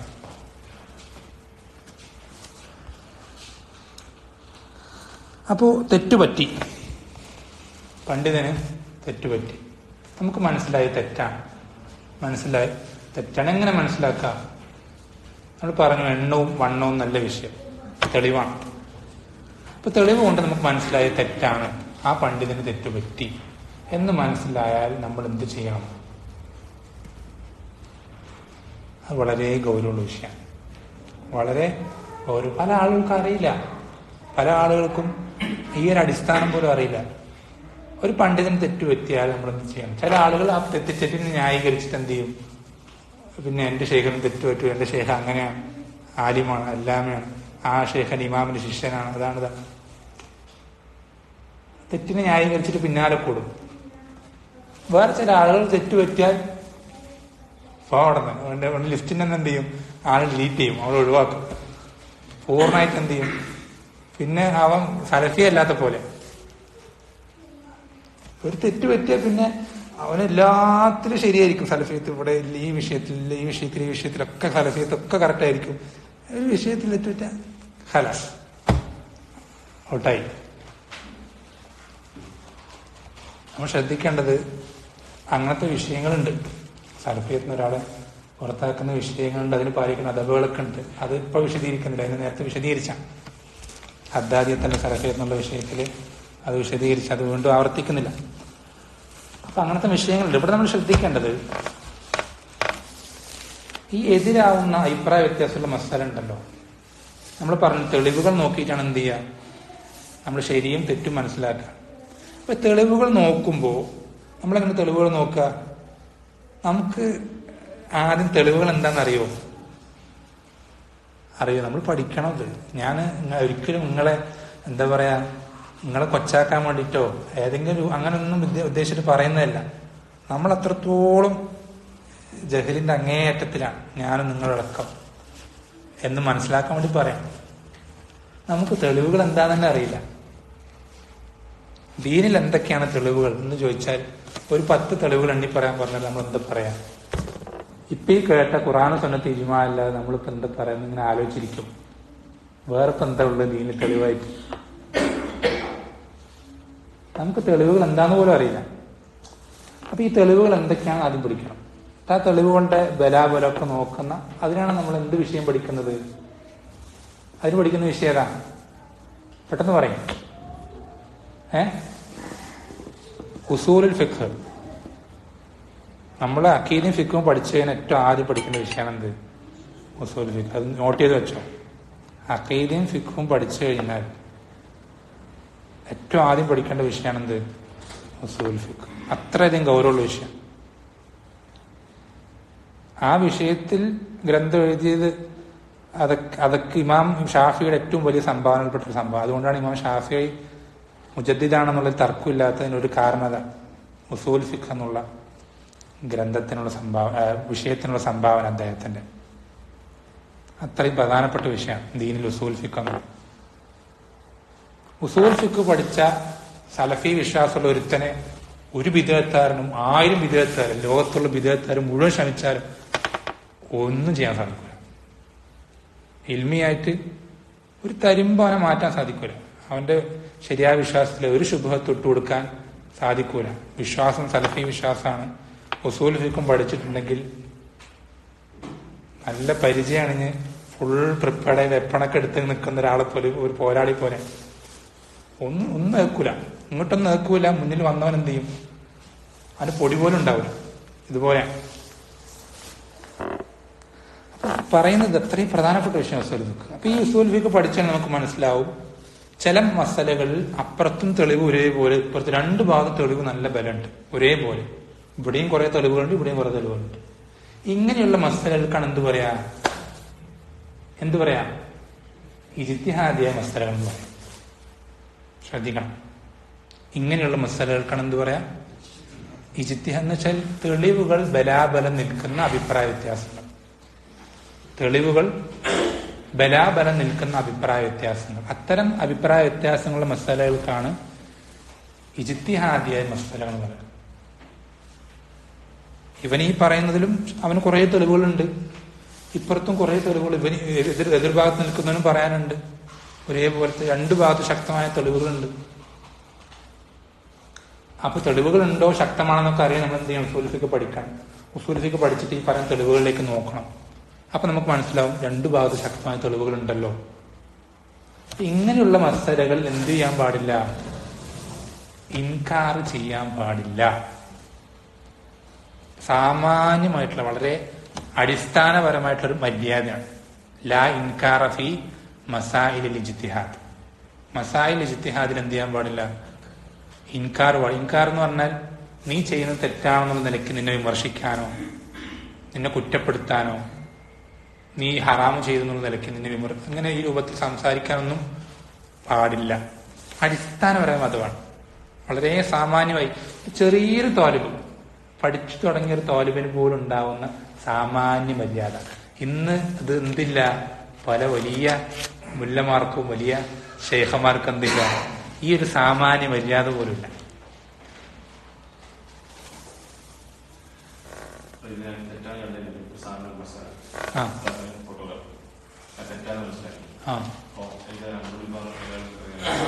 നല്ലൊരു ചോദ്യമാണ്. ബാറക്കല്ലാഹു ഫീക്. ഇപ്പൊ ഈ ഇജ്തിഹാദി മസലയിൽ നമുക്കൊരു നിങ്ങൾ പഠിച്ചു, ഉസൂൽ ഫിഖ് പഠിച്ചിട്ട് നിങ്ങൾ തെളിവുകളൊക്കെ നോക്കി നിങ്ങൾക്ക് മനസ്സിലായി ഈ ഒരു അഭിപ്രായമാണ് ശരി, ഈ ഒരു അഭിപ്രായമാണ് ശരി നിങ്ങൾക്ക് മനസ്സിലായി. അപ്പൊ നിങ്ങൾക്ക് എന്ത് ചെയ്യാം? എതിരഭിപ്രായക്കാരന് ഇൻകാർ പാടില്ല. നമ്മൾ പറഞ്ഞു ഇൻകാർ ചെയ്യുക പാടില്ല. പക്ഷെ എന്ത് ചെയ്യാം? നമുക്ക് പറഞ്ഞു കൊടുക്കാം. ഇന്ന തെളിവുകളുണ്ട് ഈ വിഷയത്തിൽ. എന്നുവെച്ചാൽ നമ്മൾ പഠിച്ച തെളിവുകൾ, ഇന്ന തെളിവുകളുണ്ട്. അപ്പൊ ഈ തെളിവുകളൊക്കെ എന്ത് ചെയ്യുന്നുണ്ട്? ഇതിങ്ങനെയൊക്കെയാണെന്ന് അറിയിക്കുന്നുണ്ട്. അപ്പൊ അത് നിങ്ങൾ എന്ത് ചെയ്യണം? ഒന്നുകൂടെ ആ വിഷയം നിങ്ങൾ പഠിക്കണമെന്നോ അല്ലെങ്കിൽ അതൊന്നുകൂടി ഒന്ന് പരിശോധിക്കണമെന്നോ ആ രൂപത്തിൽ എന്ത് ചെയ്യാം? നമ്മൾ നല്ല രൂപത്തിൽ എന്ത് ചെയ്യാം? നസീഹത്ത് കൊടുക്കാം. അതെന്തായാലും ഒരിക്കലും ദീൻ തടയുന്നില്ല. ആ രൂപത്തിൽ നസീഹത്ത് കൊടുക്കുന്നതിന് ദീൻ എന്ത് ചെയ്യുന്ന ഒരിക്കലും തടയുന്നില്ല. മറിച്ച് ഇൻകാർ ഞാൻ എന്ത് ചെയ്യുന്നത്? വിലക്കുന്നത്. ഇൻകാർ പാടില്ല. അത് ഞാൻ ഉദാഹരണം പറഞ്ഞാൽ അത് ഇതായി പോകും. ഒരുപാടുണ്ട് പറയാം, വിഷയം നീണ്ടുപോകും. ഇജ്തിഹാദിയ മസലകൾ ഏറ്റവും എളുപ്പത്തിൽ മനസ്സിലാവുന്ന ഉദാഹരണമാണ് എന്ത്? ഫോട്ടോഗ്രാഫി എന്നുള്ളത് പലരും ഇത് ഇൻകാർ പാടില്ല എന്നറിയുമ്പോൾ അവർ ആദ്യം ചെയ്യേണ്ടതെന്നറിയോ? ആദ്യം പറയെന്താ? ഇത് ഇജ്തിഹാദിയ മസലയേ അല്ല എന്ന് പറയും ആദ്യം. പിന്നെ കഴിഞ്ഞല്ലോ, വിഷയം കഴിഞ്ഞല്ലോ. ഇജ്തിഹാദിയ മസല അല്ലാതെ നിങ്ങളിങ്ങനെ കുറെ വട്ടം ഇങ്ങനെ ആവർത്തിച്ച് പറഞ്ഞാൽ ഇജ്തിഹാദിയ മസല അല്ലാതെ ആവൂല. ഒരു മസല ഇജ്തിഹാദി ആകുന്നതും അല്ലാതാകുന്നതും നിങ്ങൾ പറയുന്നതും പറയാതിരിക്കുന്നതിന്റെ അടിസ്ഥാനത്തിലല്ല. പലർക്കും അറിയില്ല. നമ്മളിങ്ങനെ കുറെ പറഞ്ഞാൽ ഒരു മസല ഇജ്തിഹാദി ആകും അല്ലാതാവും ആരും വിചാരിക്കണ്ട. ഒരു മസല ഇജ്തിഹാദി ആകുന്നപ്പോഴാണ് നമ്മൾ പറഞ്ഞു. അതിന്റെ മാനദണ്ഡ ഗോപിത്ത് എന്താ? അയ്യസ്തവിയ ദലീലു കില തൊറഫേ എന്ന് പറയാം പണ്ഡിതന്മാർ. ഇരുഭാഗത്തെയും ദലീലുകൾ ഒരേ അളവിൽ ഒരേ അവസ്ഥയിലേക്ക് എത്താം, ഏകദേശം ഒരേ ബലത്തിലേക്ക് എത്താം. അങ്ങനെ ആവുമ്പോൾ അതിന്റെ ആ മസല എന്തായി? ഇജ്തിഹാദിയായി. അപ്പൊ അങ്ങനെ ഇജ്തിഹാദി ആയി എന്ന് കൃത്യമായി എന്ത് പറയാൻ പറ്റും? ഉസൂൽ ഫിഖ് പഠിച്ച ഒരാൾക്ക് പറയാൻ പറ്റും എന്ന് മാത്രമല്ല, പണ്ഡിതന്മാർ പ്രത്യേകം എടുത്ത് പറയുന്നുണ്ട് എന്ത്? അത് ഇജ്തിഹാദിയ മസല ആണെന്ന് എടുത്ത് പറയുമ്പോൾ ഒരാൾക്ക് ഇങ്ങനെ അത് ഇജ്തിഹാദി അല്ല എന്ന് പറയാൻ പറ്റുക? ഇതിങ്ങനെ വ്യക്തമായ തെളിവുകൾ രണ്ടു ഭാഗത്തും ഉണ്ട്. അതുകൊണ്ട് ഇത് ഇജ്തിഹാദിയ മസലയാണെന്ന് പറയുമ്പോൾ ഒരാൾക്ക് ഒരിക്കലും എന്ത് ചെയ്യാൻ സാധിക്കില്ല? അത് ഇജ്തിഹാദിയ മസല അല്ല എന്ന് പറയാൻ സാധിക്കൂല. കാരണം എന്താ? ഇജ്തിഹാദിയ മസല അല്ല എന്ന് പറയുന്നവൻ ആകെ ഒരു ഭാഗത്ത് തെളിവുകൾ മാത്രം. നമ്മൾ എപ്പോഴും ശ്രദ്ധിക്കേണ്ട കാര്യം, ഇജ്തിഹാദിയ മസലയിൽ ഒരുത്തൻ അത് ഇജ്തിഹാദിയ മസല അല്ല എന്ന് വാദിക്കുന്നുണ്ടെങ്കിൽ അതിന്റെ അർത്ഥം എന്താണെന്നറിയോ? അവൻ കുറെ പഠിച്ചു എന്നല്ല അതിന്റെ അർത്ഥം. അവൻ ആകെ ഒരു ഭാഗം മാത്രമേ പഠിച്ചിട്ടുള്ളൂ. അവൻ അതിന്റെ ആകെ ഒരു ഭാഗം മാത്രമേ പഠിച്ചിട്ടുള്ളൂ എന്നതിന്റെ അർത്ഥം. അപ്പൊ ആ വിഷയം ശരിക്ക് മറുഭാഗവും പഠിച്ചാൽ എന്ത് മനസ്സിലാക്കാൻ സാധിക്കും? ഉസൂൽ ഫിഖ് അറിയുന്നവനാണെങ്കിൽ, ഉസൂൽ ഫിഖും തെളിവുകളും അതിന്റെ തർത്തീബുല്ലതില്ലേയും കൂവത്തില്ലതില്ലേയും ഇങ്ങനെയുള്ള വിഷയങ്ങളൊക്കെ അറിയുന്നവനാണെങ്കിൽ എന്ത് ചെയ്യാൻ സാധിക്കും? അത് ഇജ്തിഹാദി മസല മനസ്സിലാക്കാൻ സാധിക്കും. ഫോട്ടോഗ്രാഫിന്റെ വിഷയം തന്നെ, ഫോട്ടോഗ്രാഫിന്റെ വിഷയം ഞാൻ മനസ്സിലാക്കുന്നത് പറഞ്ഞാൽ ഞാൻ തർജീഹ് ചെയ്യുക റാജിഹാക്ക് അങ്ങനത്തെ പണ്ഡിതനും മുഫ്തിയൊന്നുമല്ല. ഞാൻ പഠിച്ചിടത്തോളം ഉള്ള ചെറിയ ഉസൂൽ ഫിഖും ദലീലുകൾ വായിച്ച് ചെറിയൊരു അറിവും വെച്ചിട്ട് ഞാൻ മനസ്സിലാക്കുന്നത് അല്ലാഹു ആലം ഫോട്ടോഗ്രാഫി എന്നുള്ളത് എന്താ, നിരുപാധികം ഹറാമാണ്. ഫോട്ടോഗ്രാഫിയും വീഡിയോഗ്രാഫിയും ഒക്കെ അതെന്തിൽ പെടും? തസ്വീർ എന്ന് ഖുർആൻ ഹദീസുകൾ പഠിപ്പിച്ച വഈദ് വന്നു, ശക്തമായ താക്കീത് വന്നിട്ടുള്ള തസ്വീറിൽ എന്തുപെടും? ഫോട്ടോഗ്രാഫിയും വീഡിയോഗ്രാഫിയും പെടും. ഇതാണ് ഞാൻ മനസ്സിലാക്കിയിട്ടുള്ള അഭിപ്രായം. ഇതാണ് ഞാൻ മനസ്സിലാക്കിയിട്ടുള്ള അഭിപ്രായം. ഈ അഭിപ്രായം ഞാൻ മനസ്സിലാക്കുമ്പോഴും എനിക്കറിയാം ഈ മസല എന്താണ്, ഇജ്തിഹാദിയ മസല എന്ന് എനിക്കറിയാം. അതുകൊണ്ട് ഒരിക്കലും ഞാൻ എന്ത് ചെയ്യില്ല, തെളിവുകൾ കണ്ടിട്ട്, വെറുതെ തന്റെ ഹവയ്ക്കനുസരിച്ചിട്ടല്ല, തെളിവുകൾ കണ്ടിട്ട് ഒരാൾ അല്ലെങ്കിൽ അവൻ തൃപ്തിപ്പെടുന്ന സലഫി പണ്ഡിതൻ പറഞ്ഞു എന്നുള്ള അടിസ്ഥാനത്തിൽ ഒരാൾ എന്ത് ചെയ്യുന്നില്ല, ആ മസലയിൽ ഒരു അഭിപ്രായം അവനത് ഹറാമെ കാണുന്നില്ല എന്ന് വിചാരിക്കാം, ഞാൻ അവരൊരിക്കലും എന്ത് ചെയ്യില്ല, കുറ്റക്കാരൻ നീ ഇങ്ങനെ വൃത്തികൾ ചെയ്യരുത്, ഹറാമ ചെയ്യരുത് അങ്ങനെ എന്ന രൂപത്തിൽ നമ്മൾ എന്ത് ചെയ്യില്ല, വിമർശിക്കൂല, ഒരിക്കലും വിമർശിക്കൂല. മറിച്ച് നമ്മൾ എന്ത് ചെയ്യും, പറഞ്ഞു കൊടുക്കും ഇന്ന തെളിവുകളുണ്ട് ഈ വിഷയത്തിൽ, ഇന്ന കാര്യങ്ങളുണ്ട്, ഈ ലഫ്ള് ആമാണ്, അതിലെല്ലാം പെടും, അത് ഹാസാക്കണം, അങ്ങനെയൊക്കെയുള്ള മസലകൾ നമ്മൾ എന്ത് ചെയ്യും, ചർച്ച ചെയ്യും. അല്ല നമ്മൾ എന്ത് ചെയ്യും, ഒരിക്കലും ഇൻകാർ ചെയ്യില്ല, ഒരിക്കലും ഇൻകാർ ചെയ്യില്ല. നമ്മുടെ നാട്ടിലെ വിഷയം ഇതൊന്നല്ല, നാട്ടിലെ വിഷയം ഇതൊന്നല്ല. നമ്മൾ വളരെ ശ്രദ്ധിക്കേണ്ട ഒരു വിഷയമാണ്. നമ്മുടെ നാട്ടിലെ അവസ്ഥ, ഉണ്ടാക്കുന്ന വസ്തുവസ്തുക്കൾ ഇതൊന്നും അല്ല ശരിക്കും. നമ്മുടെ നാട്ടിലെ അവസ്ഥ എന്താ ശരിക്കും? ഈ ഹറാമാണെന്ന് വിശ്വസിക്കുന്ന, ഇപ്പൊ ഇത് ഞാൻ സ്വീകരിച്ച അഭിപ്രായം ഇബ്നു ബാസ് റഹിമുള്ള, അൽബാനി റഹിമുള്ള, ഇവരുടെയൊക്കെ അഭിപ്രായം, ഇബ്നു ബാസും അൽബാനി റഹിമുള്ള ഇവരുടെയൊക്കെ അഭിപ്രായം. ഈ ഇബ്നു ബാസും അൽബാനിയും തന്നെ എന്ത് ചെയ്തിട്ടുണ്ട്, ഫോട്ടോഗ്രാഫി വീഡിയോഗ്രാഫി ഒക്കെ ഹറാമാണെന്ന് പറയുന്ന പണ്ഡിതന്മാര് തന്നെ, പ്രത്യേകിച്ച് ഇബ്നു ബാസിന്റെ അങ്ങനെ തന്നെ വീഡിയോ ആയിട്ട് തന്നെ കിട്ടും. അദ്ദേഹം വീഡിയോയിൽ വന്നിരുന്നിട്ട് പറയണത് എന്താ പറയുന്നത്, ഞാനത് ഹറാമായിട്ട് കണ്ടിരുന്നു, അത് ഹറാമ തന്നെയാണ് അതിന്റെ വിധി. പക്ഷെ അതെന്ത് വരുന്നുണ്ട്, ചില ഇസ്തിസ്നാകൾ വരുന്നുണ്ട്. എങ്ങനെ? ഉദാഹരണം, നമ്മൾ ഫോട്ടോ ഐ ഡി എടുക്കാൻ, പാസ്പോർട്ട്, ഇങ്ങനെയുള്ള നമ്മുടെ വ്യക്തിപരമായ ഹാജത്തുകൾക്ക് നമ്മൾ എന്ത് ചെയ്യുന്നുണ്ട്, ഫോട്ടോ എടുക്കുന്നില്ലേ? അതെടുക്കൽ എന്താ, അനുവദനീയമാണ്, ദീനിൽ ശറയിൽ അനുവദനീയമാണ്. അപ്പൊ വ്യക്തിപരമായ മസ്ലഹത്ത് വരുമ്പോൾ ഹറാം എന്ത് ചെയ്യും, ചില സന്ദർഭങ്ങളിൽ അനുവദനീയമാകും. എങ്കിൽ അദ്ദേഹം പറയാണ്, എന്റെ വാക്കല്ല, അദ്ദേഹം പറയണെന്ത്, എങ്കിൽ ദീനിന്റെ ശറഈയായ മസ്ലഹത്ത്, ഉമ്മത്തിന്റെ മസ്ലഹത്തിന് എന്ത് ചെയ്യും, ഈ തസ്വീർ എന്നുള്ളത് അത് അനുവദിക്കപ്പെടും. വ്യക്തിപരമായ മസ്ലഹത്തിന് അനുവദിക്കപ്പെടുമെങ്കിൽ ഉമ്മത്തിന്റെ മസ്ലഹത്തിന് എന്ത് ചെയ്യും, ഒരാളുടെ മസ്ലഹത്തിനേക്കാളും വലുതാണ് എന്ത്, ഉമ്മത്തിന്റെ മസ്ലഹത്ത്. അപ്പോൾ ഒരാളുടെ വ്യക്തിപരമായ മസ്ലഹത്തിന് അത് അനുവദിക്കപ്പെടുമെങ്കിൽ ഉമ്മത്തിന്റെ മസ്ലഹത്തിന് എന്ത് ചെയ്യും, അത് അനുവദിക്കപ്പെടുന്ന അദ്ദേഹം എന്ത് ചെയ്യും, സ്വാഭാവികമായിട്ടും അനുവദിക്കപ്പെടുന്ന അദ്ദേഹം പറയാം. എന്ന് വെച്ചാൽ ഉമ്മത്തിന്റെ മസ്ലഹത്ത് പറയുമ്പോൾ ദഅവത്തിന് ഇപ്പൊ ആമത്തിനാസ് സലഫിയത്ത് എന്താണെന്ന് അറിയില്ല, അങ്ങനെയുള്ള ആളുകൾക്ക് മിക്ക ആളുകളും ഓടി അയച്ചു കൊടുത്താൽ എന്ത് ചെയ്യില്ല, കേൾക്കൂല. അത് അറിയപ്പെട്ട മാറൂഫായിട്ടുള്ള കാര്യം, അറിയപ്പെട്ട അവരിലേക്ക് തൗഹീദ്, സുന്നത്ത്, ദീനിന്റെ അടിസ്ഥാനങ്ങൾ എത്തിക്കാൻ വീഡിയോ ചെയ്താൽ എത്തുന്ന അങ്ങനെ ആ ഒരു മസ്ലഹത്ത് ഉണ്ട്, അയാൾക്കത് മനസ്സിലായി, അങ്ങനെ ഒരു അവസ്ഥ ഉണ്ട്, ഇൻഷാ അല്ലാഹ് അങ്ങനെ തോന്നുകയാണെങ്കിൽ അയാളെടുത്താൽ അത് ഈ ഹറാമിന്റെ പരിധിയിൽ പെടുന്നില്ല. പിന്നെ ഞാനെങ്ങനെ ഇൻകാർ ചെയ്യാണ്?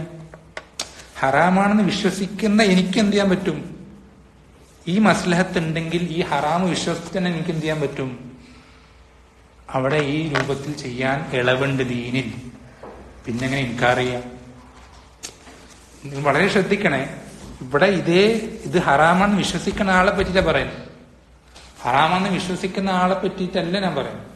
ഹറാമാണെന്ന് വിശ്വസിക്കുന്ന ആളെ പോലും എന്ത് ചെയ്യാൻ പറ്റില്ല, ഈ മസലയിൽ ഇൻകാർ ചെയ്യാൻ പറ്റില്ലെങ്കിൽ പിന്നെ എങ്ങനെ ഹറാമെന്ന് വിശ്വസിക്കാത്ത ഒരാൾ ഇൻകാർ ചെയ്യാം?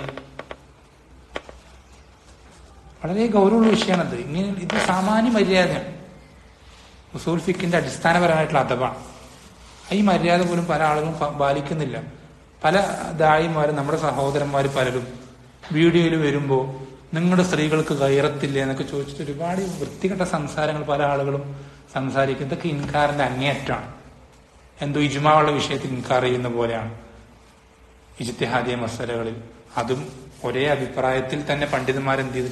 ഹറാമാണെന്ന് പറഞ്ഞ പണ്ഡിതന്മാരെ പോലും ഇളവ് കൊടുത്തിട്ടുള്ള മസാല സ്വീകരിച്ച ആളുകൾക്കെതിരെ വൃത്തികെട്ട വാക്കുകൾ ഉപയോഗിക്കുക എന്നുള്ളതൊക്കെ വളരെ മോശമാണ്.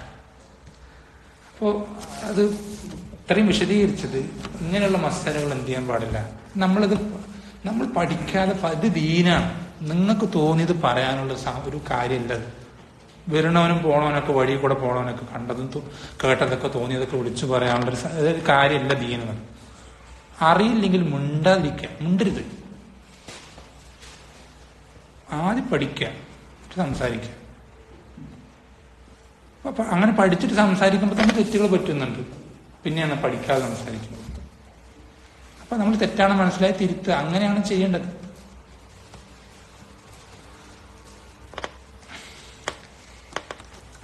ഈ തെറ്റുകൾ പറ്റിയാൽ സമയം ഒരുപാട് വൈകി അല്ലേ? ഈ തെറ്റുകൾ പറ്റുന്ന ആളുകളെ സംബന്ധിച്ചാണ് നമ്മൾ എന്ത് ചെയ്യുന്നത് പറഞ്ഞു വന്നത്. ഇപ്പോഴും തെറ്റുകളിലേക്ക് എത്തിയിട്ടില്ല. നമ്മളിങ്ങനെ ഇജ്തിഹാദിയ മസലകൾ പറഞ്ഞു, അതുപോലെ തന്നെ തെറ്റുകൾ പറ്റാമെന്ന് പറഞ്ഞു, മാനുഷികാണെന്ന് പറഞ്ഞു. അങ്ങനെ തെറ്റ് പറ്റിയാൽ അത് മോശമാക്കേണ്ട കാര്യമില്ല. കാരണം അവിടെ എന്തുണ്ട്? മുജ്തഹിദാണെങ്കിൽ അതിന് ആ ഒരു കാര്യത്തിന് യോഗ്യനാണെങ്കിൽ അവിടെ എന്തുണ്ട്? അവന് പ്രതിഫലമുണ്ട് എന്നൊക്കെയുള്ള കാര്യങ്ങൾ നമ്മൾ പറഞ്ഞു. തെറ്റുപറ്റിയാൽ സ്വീകരിക്കേണ്ട 6 മര്യാദകൾ കൂടി എന്ത് ചെയ്യാം പറഞ്ഞിട്ട് അവസാനിപ്പിക്കാം. ഒരു പണ്ഡിതന് തെറ്റുപറ്റി എന്ന് മനസ്സിലാക്കി നമ്മൾ അറിയണം. ഒരു പണ്ഡിതന്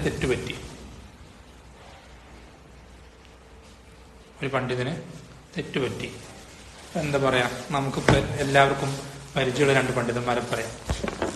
ഉദാഹരണത്തിന്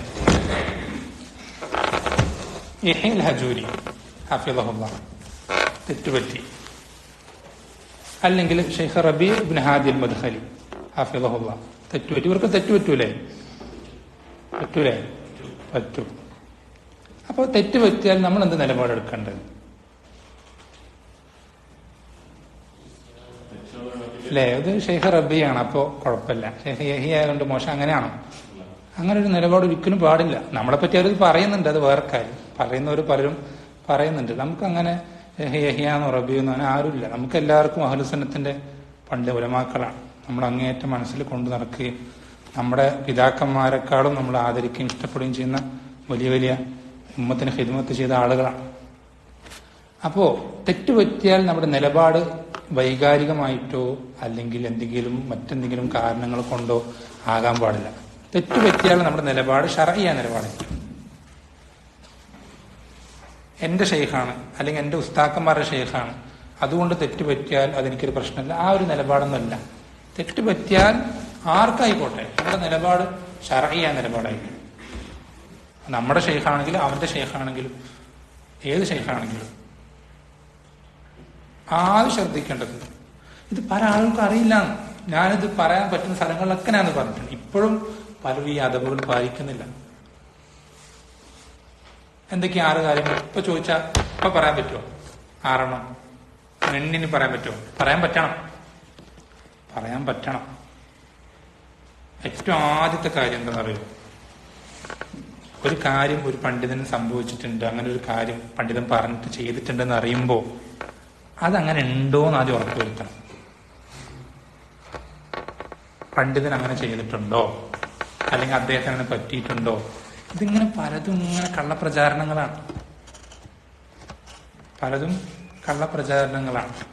അവന്റെ കൂടെ ഇരുന്നു, അവനെ പുകഴ്ത്തി പറഞ്ഞു, അല്ലെങ്കിൽ അവിടെ പോയി ഇവിടെ പോയി, അല്ലെങ്കിൽ ഈ ഷർത്ത് പാലിച്ച്, ഇങ്ങനെ ഒരുപാട് കാര്യങ്ങൾ പറയുന്നൊക്കെ മിക്കതും കള്ളപ്രചാരണങ്ങളാണ്.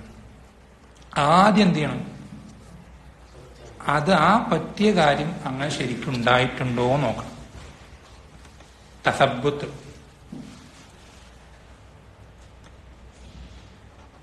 രണ്ടാമത്തെ കാര്യം, നമ്മൾ അത് അന്വേഷിച്ചു, ഉറപ്പുവരുത്തി അങ്ങനെ ഉണ്ട്, ശരിക്കും സംഭവിച്ചിട്ടുണ്ട് എന്ന് നമുക്ക് ഉറപ്പായാൽ രണ്ടാമത് ചെയ്യേണ്ടത് ആ പറ്റിയ കാര്യം തെറ്റാണോ എന്ന് ഉറപ്പുവരുത്തണം.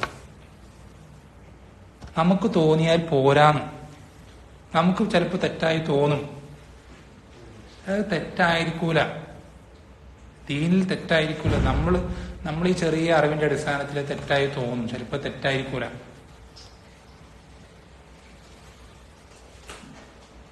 നമുക്ക് തെറ്റായി തോന്നിയാൽ പോരാ, അത് തെറ്റാണെന്ന് ഉറപ്പുവരുത്തണം. അതിനെന്ത് ചെയ്യണം? പണ്ഡിതന്മാരോട് ആ വിഷയം ചോദിക്കണം. പണ്ഡിതന്മാരോട് ആ വിഷയം എന്ത് ചെയ്യണം? ചോദിച്ചത് ഉറപ്പുവരുത്തണം. എന്നിട്ട് തെറ്റാണെന്ന് ഉറപ്പുവരുത്തി, മൂന്നാമത്തെ സ്റ്റെപ്പ്, തെറ്റാണെന്ന് നമുക്ക് ഉറപ്പായി, അത് തെറ്റാണ്, അദ്ദേഹത്തിന് സംഭവിച്ചിട്ടുണ്ട്, ആ സംഭവിച്ച കാര്യം തെറ്റുവാണെന്ന് ഉറപ്പായി കഴിഞ്ഞാൽ മൂന്നാമത് ചെയ്യേണ്ടത് ആ കാര്യത്തിൽ പിന്നെ അദ്ദേഹത്തെ പിന്തുടരാൻ പാടില്ല. ആ കാര്യത്തിൽ, മൊത്തത്തിലല്ല, ആ കാര്യത്തിൽ പിന്നെ എന്ത് ചെയ്യാം? ആ തെറ്റിൽ പിന്നെ അദ്ദേഹത്തെ പിന്തുടരാൻ പാടില്ല. ആരായിക്കോട്ടെ, ആരായാലും ആ വിഷയത്തിൽ നമ്മൾ എന്ത് ചെയ്യാൻ പാടില്ല? ആ അദ്ദേഹത്തിന്, ആ പണ്ഡിതനെ നമ്മൾ പിന്തുടരാൻ പാടില്ല ആ തെറ്റിൽ.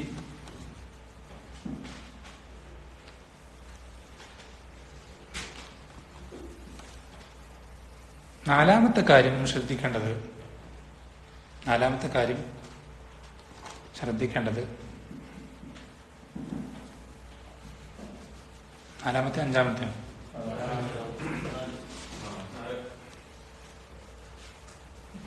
ആ തെറ്റ് അദ്ദേഹത്തിന് എന്ത് ചെയ്യണം?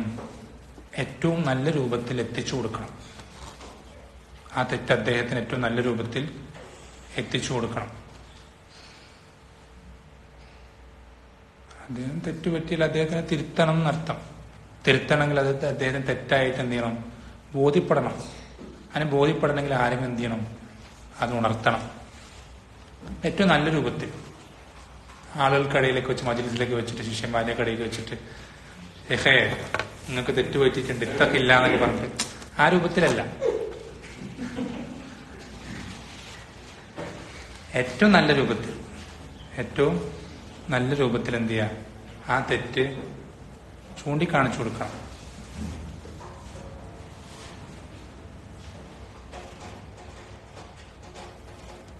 പിന്നെ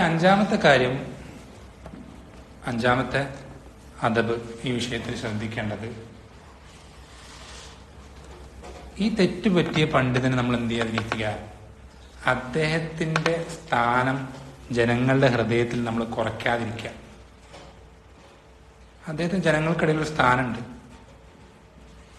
ആ സ്ഥാനം നമ്മൾ എന്ത് ചെയ്യും? തെറ്റ് കാരണത്താൽ എന്ത് ചെയ്യാതിരിക്കുക? പൂർണ്ണമായിട്ടും തകർത്ത് കളയാതിരിക്കുക. തെറ്റ് കാരണം പൂർണ്ണമായിട്ടും തകർത്ത് കളയാതിരിക്കുക.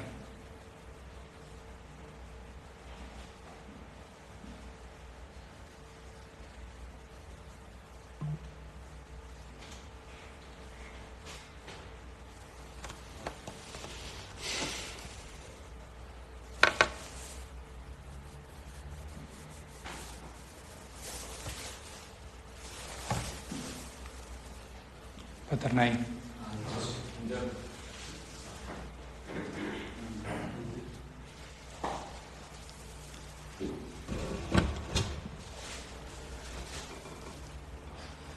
ഞാനെത്ര 6 എന്ന് പറഞ്ഞു? 5 കാര്യങ്ങൾ ആണ് ഇപ്പം എൻ്റെ ഓർമ്മയിൽ. ഞാനിത് ഓർമ്മയിൽ നിന്ന് എടുത്ത് പറയുന്നതാണ്. അത് മറന്നുപോയതാണോ അതോ 5 എണ്ണമാണോ? അല്ലാഹു അലം. എന്തായാലും പ്രധാനപ്പെട്ടതൊക്കെ പറഞ്ഞിട്ടുണ്ട്, പ്രധാനപ്പെട്ടതെല്ലാം പറഞ്ഞിട്ടുണ്ട്. അപ്പൊ ഈ മര്യാദകൾ നമ്മൾ എന്ത് ചെയ്യണം? പാലിക്കണം. ആരായിക്കോട്ടെ, ഏത് പണ്ഡിതനാണെങ്കിലും തെറ്റുപറ്റിയാൽ ഈ മര്യാദകൾ പാലിക്കണം. അതുമായി ബന്ധപ്പെട്ട മസലകൾ ഇൻഷാ അല്ലാഹ് നമുക്ക് എന്ത് ചെയ്യാം? അടുത്ത സംസാരത്തിൽ സംസാരിക്കാം ഇൻഷാ അല്ലാഹ്. അല്ലാഹു സുബ്ഹാനഹു വ തആല നമുക്ക് ഓരോരുത്തർക്കും കാര്യങ്ങൾ ശരിയായ രൂപത്തിൽ മനസ്സിലാക്കാനും